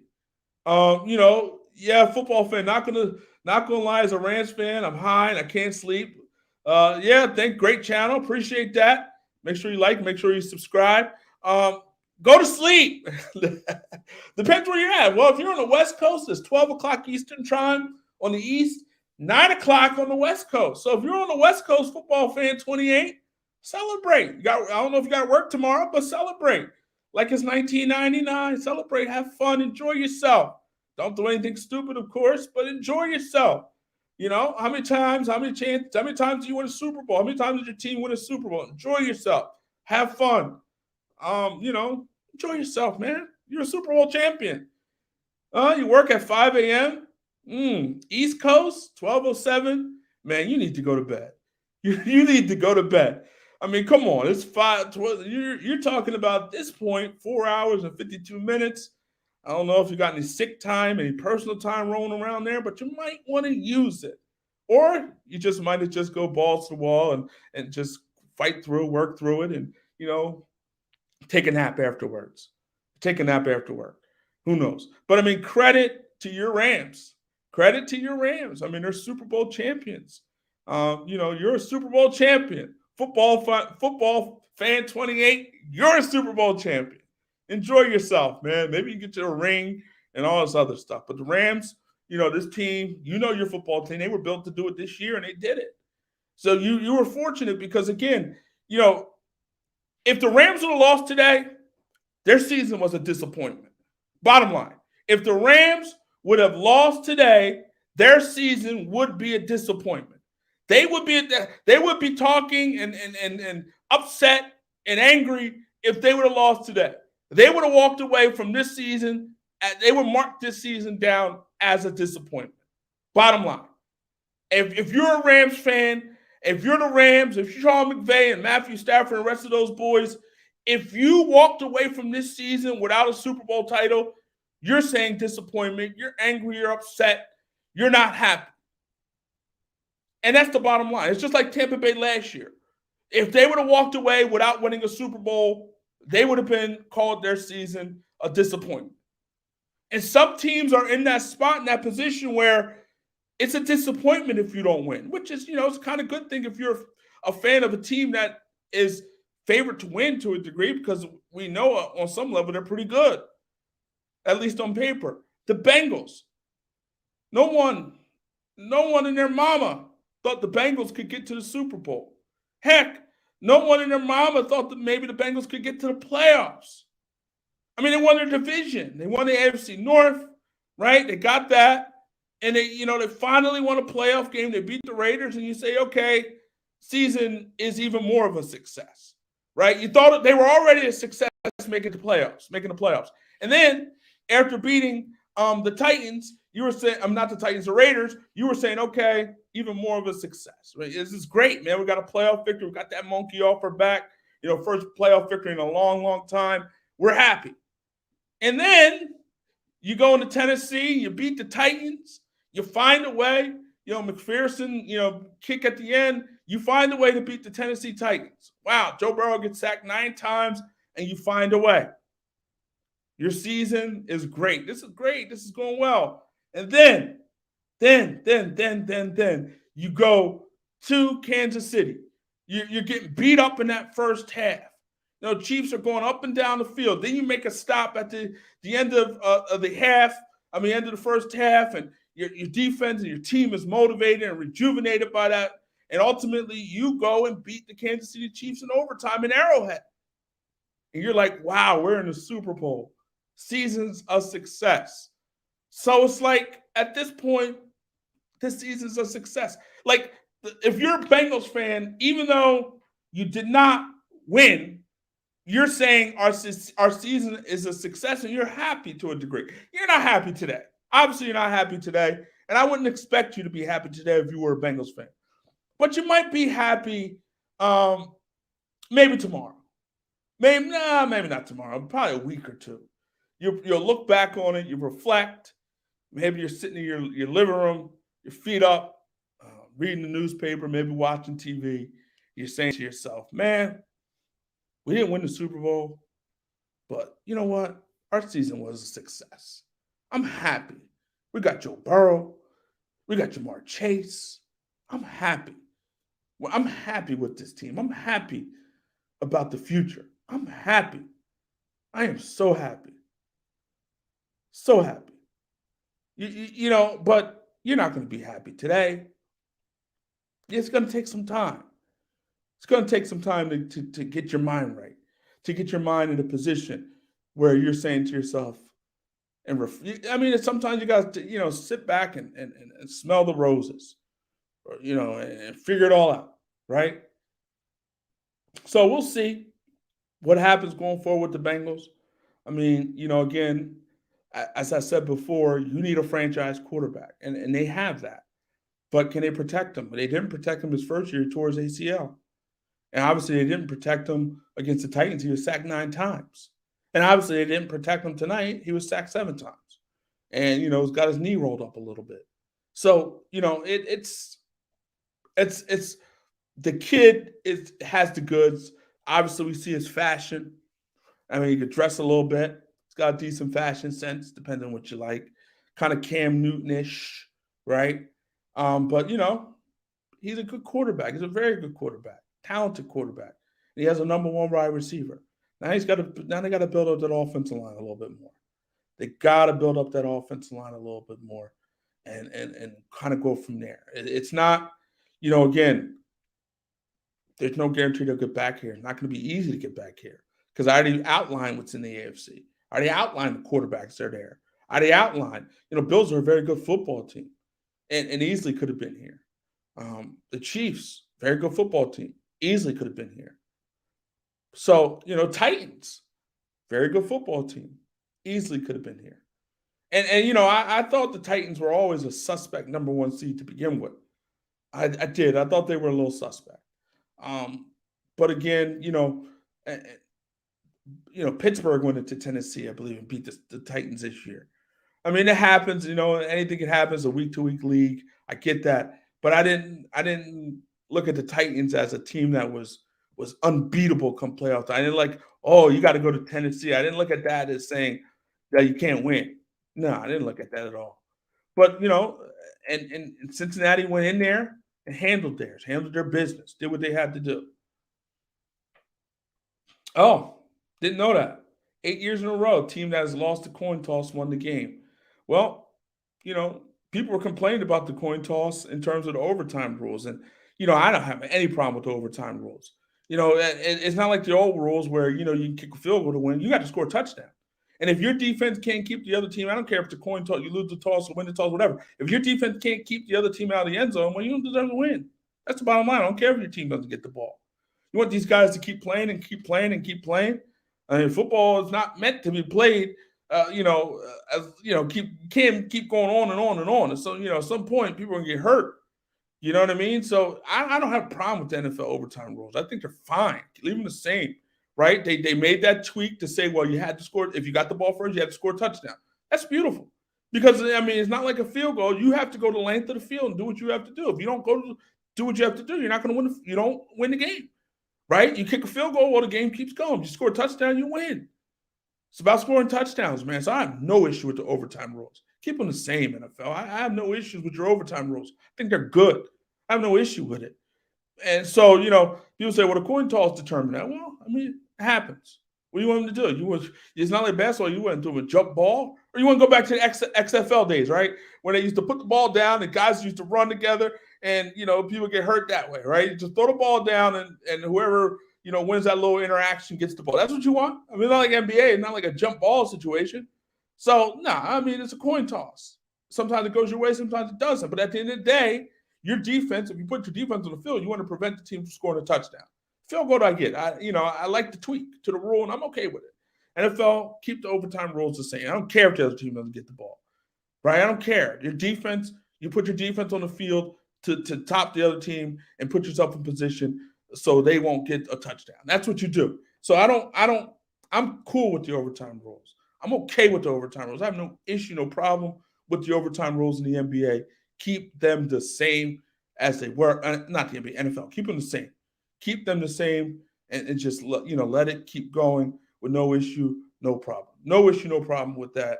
And so keep them the same. People complain they want. People are going to complain. You know what I mean? But at the end of the day, your defense has to do what they have to do. And give the credit to the teams and the defense who do what they have to do. We look at it, right? We had a situation with the Bills and the Chiefs.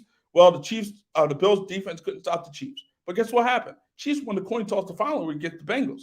The Bengals defense did what they had to do. So, there was no complaint about the rules then. So, and maybe there were still complaints, but at the end of the day, your defense has to prevent the other team from scoring a touchdown in that situation, in that spot. If your defense can't do it, you don't deserve to win the game. That's it. Pretty short and sweet. But going back to the Super Bowl, going back to the Rams are Super Bowl champions this season. Aaron Donald. Let's look at who are the big guns coming into this game. Cooper Kupp, 8 catches, 92 yards, 2 touchdowns, Super Bowl MVP. Matthew Stafford, you brought him in with the purpose, with the idea, with the belief that he could be your guy to win a Super Bowl. He did his job on the final drive, 283 yards, 3 touchdowns, 2 picks. Obviously, you don't like those 2 picks, but he did the job for the Los Angeles Rams. And you look at Aaron Donald, 2 big plays on the 3rd down, stopping Pirine from getting the 1st down on 3rd and 1, and then getting into the backfield and forcing Joe Burrow to kind of throw a little Hail Mary pass there.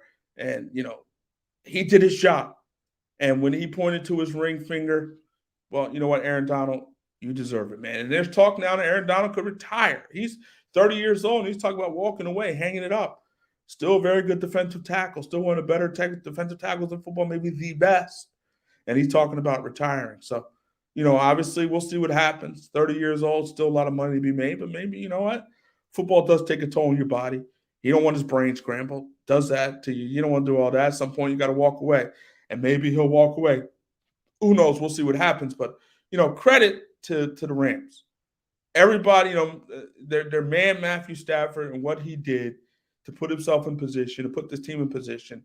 Man, that was a huge acquisition. It worked. It worked. Odell Beckham, it worked. Ultimately got hurt, but it worked. So it worked. Von Miller, it worked. Like, these guys worked. It worked, and ultimately the Rams are Super Bowl champions because of it. They're Super Bowl champions because of it. Sean McVay is a champion. Los Angeles has another championship in football this time. So, Los Angeles is happy. The Rams are happy. And, Super Bowl 56 lived up to the expectation. It was fun. And that's all you can ask for. You want to see fun. And fun is good. And it was a lot of fun. It was a lot of excitement, a lot of happiness, a lot of celebrating if you're a Rams fan.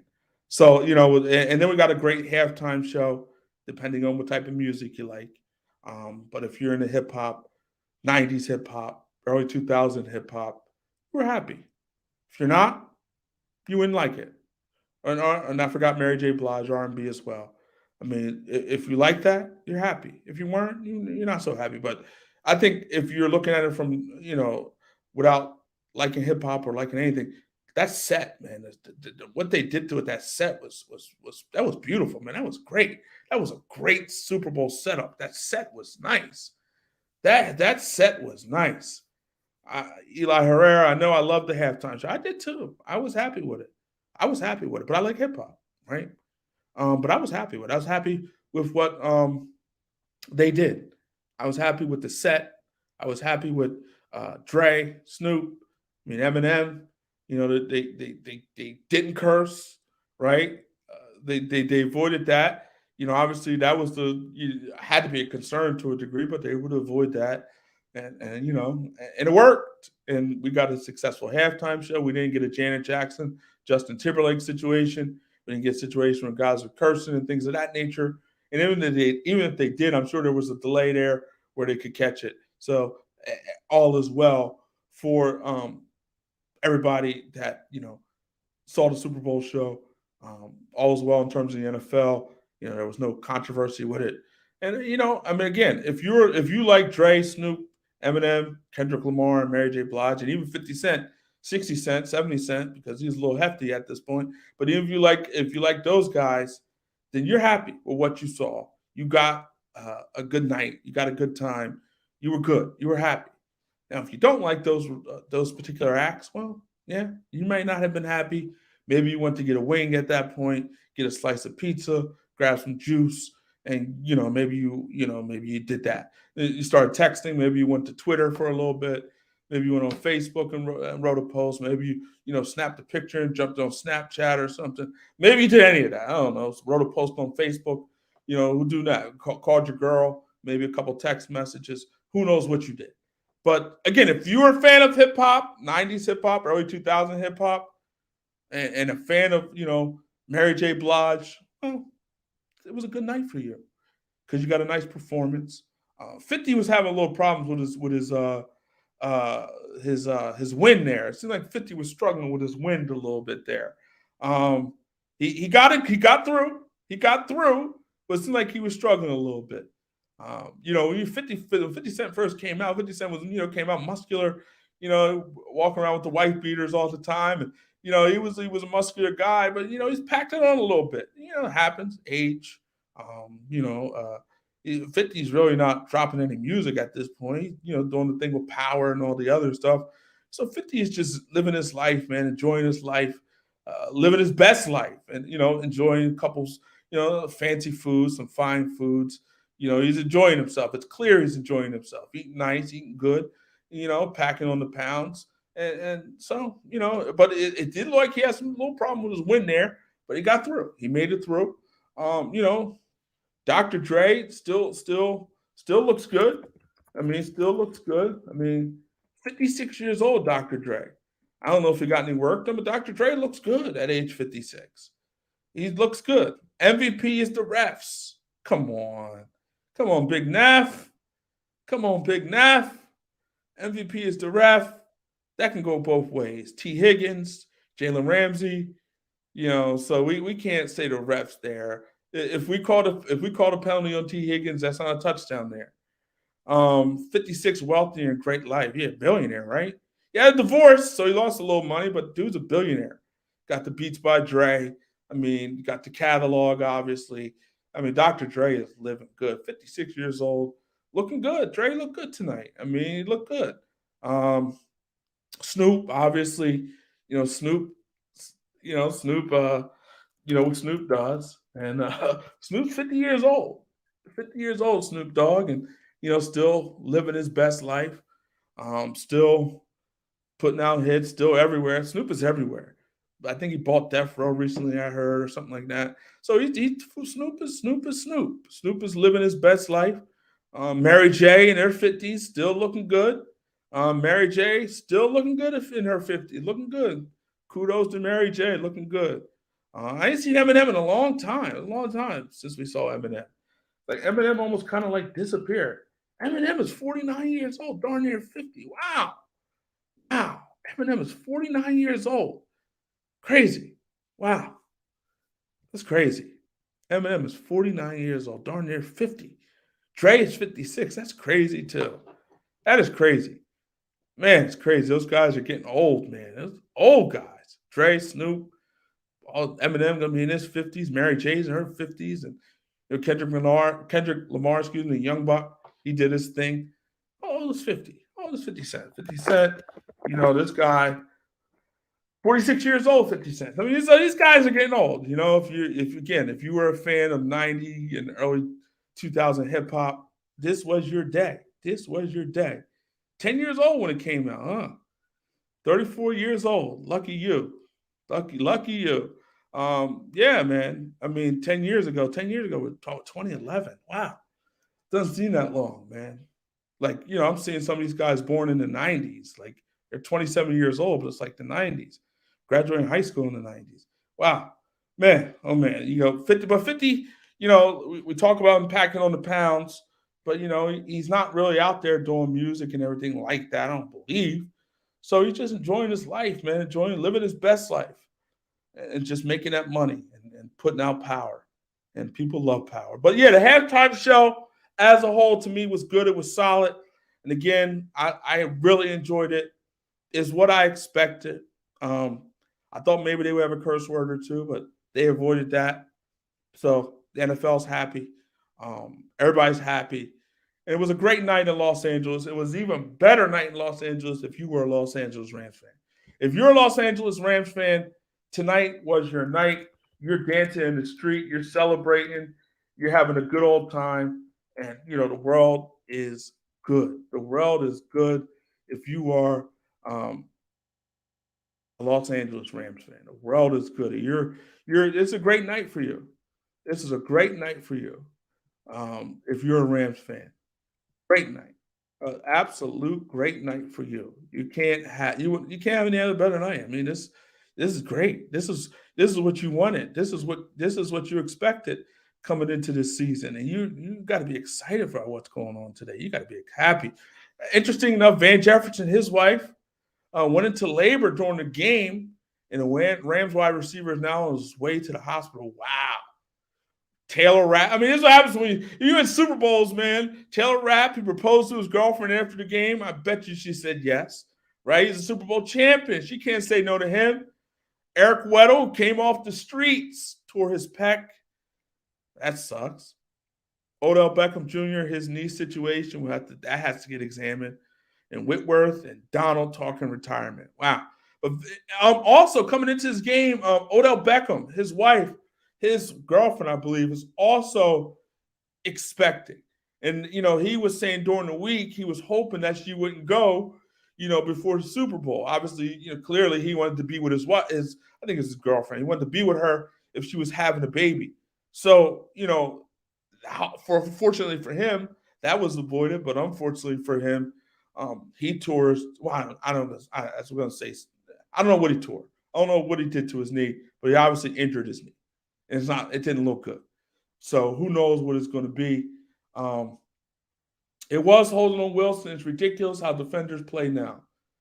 It was not. It was close. I can't. It was close. I don't think it was, but I don't think it was because of the situation and the circumstance. And maybe in the regular season it was, but in the Super Bowl it wasn't. To me. That's just to me. But, that's just my opinion. But if you're Van Jefferson, your wife went into labor during the game. Wow, that sucks for you. But now hopefully he made it to the hospital before she gave birth. And if you're Taylor Rapp, well, your girlfriend's going to be your fiance probably, and then ultimately your wife, maybe. But, it's a happy day. She ain't going to say no. I mean, what would it be like if you just won the Super Bowl and your girlfriend says no? I mean, how? I mean, you would be devastated. You just got a ring, and you're trying to put a ring on someone else, and she says no. What would that be like? You would be devastated, and clearly she would say no in that spot. She was. I mean, if she didn't really want to get married, she probably would say no later, but she would not have said no in that particular spot. Ain't no way. No way she would have said no. No way. But he got his woman, and fortunately for him, it's happy days. He's got a ring, got a woman, maybe get married. Who knows? But it's a good time for Rap. Good time for him, and he is a Super Bowl winner. Right back to Eric Weddle, according to Ian Rappaport. Eric Weddle, he told reporters that he tore his pec, and then he said, "Yes, I'm retiring." How about that? You come out for the playoffs pretty much, and you win a ring. That's fortuitous. That's luck there, man. You come out, retirement, you step on the field. Obviously he kept himself in decent shape, and you win a ring. That's good times, man. That's good times. But he is retiring. Probably a good idea. Pectoral muscle tearing it. He's going to be out for some time anyway. He ain't coming back. He said he's done. Anyway, he's retiring. He's going to enjoy himself, live his best life. So good old kudos for him. He is a Super Bowl champion, right? You can't take it away. Remember Chris Carter? He was saying, it's telling everybody, you're in the Hall of Fame. And all, mama, you're in the Hall of Fame. And, my kid, you're in the Hall of Fame too. And so everybody's a champion. Everybody is a champion for the Los Angeles Rams. Andrew Whitworth, 40 years old, he got a ring. All that time in Cincinnati, all that losing in Cincinnati, he gets to the Rams, gets himself a ring at age 40. That's cool, man. I mean, kudos to him. 40 years old. It's hard to play in this league at 25 years old, 26, 27 years old, 40. This man's 40 years old, and he is a Super Bowl champion. Wow. That's, he stuck around and stuck around and stuck around, and ultimately, his dream finally came true. Played for the Bengals 2006 to 2016, 10 years, and he went over to the Rams and finally got what he wanted, a ring. At 40, he probably should call it quits, but who knows? I mean, Tom Brady, 44 years old and playing at an elite level, right? 44 years old and playing at an elite level. And now he's just calling it quits, but you're hearing some rumblings that he might even think about coming back. Who knows, man? Who knows? Who knows? He didn't roll it out, supposedly. I think I read somewhere, but who knows? I mean, I don't know what's going to happen with Brady. I mean, it would be cool for him to come back, but at the same time, here's the thing about uh, Tom Brady, right? Tom Brady, throughout his career, never acted his age. He came in and won a Super Bowl earlier in his career, and then late in his career, he's winning Super Bowls at 43, winning Super Bowls at 40. I mean, it's crazy. Tom Brady never acted his age, right? We kept thinking Brady, the cliff. Max Kellerman talked about Brady and the cliff. He's falling off the cliff, and it never happened. We kept waiting for it. It never happened, even to the end. It never happened. Tom Brady there was really no slippage. He did what he had to do and won Super Bowls with the Rams, not the Rams, with the Patriots and the Buccaneers.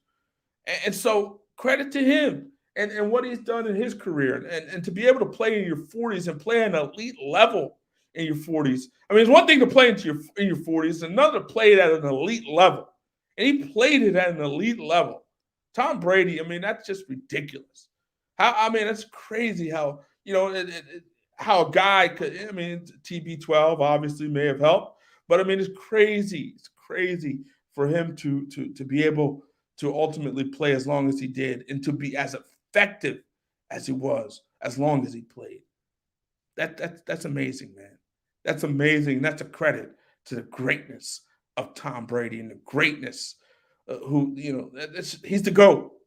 He is the GOAT, and he is one of the greatest quarterbacks ever play, maybe the greatest player to ever play in the NFL. That's simple. Crazy.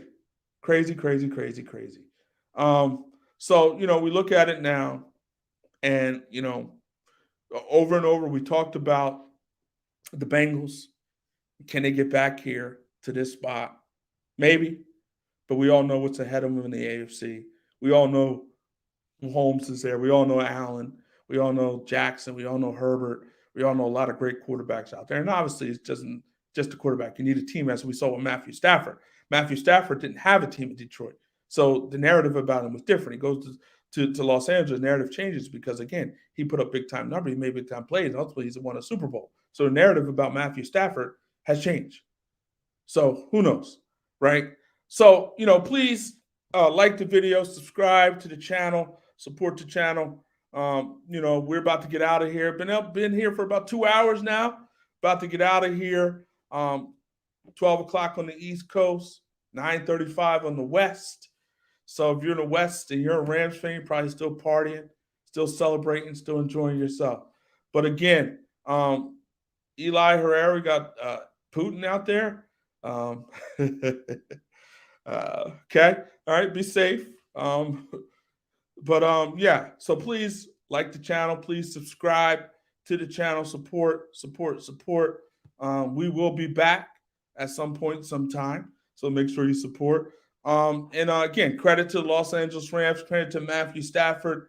The Los Angeles Rams Super Bowl champions. Matthew Stafford, you're a champion. Odell Beckham Jr., you're a champion. Aaron Donald, you're a champion. Cooper Kupp, you're a champion and Super Bowl MVP.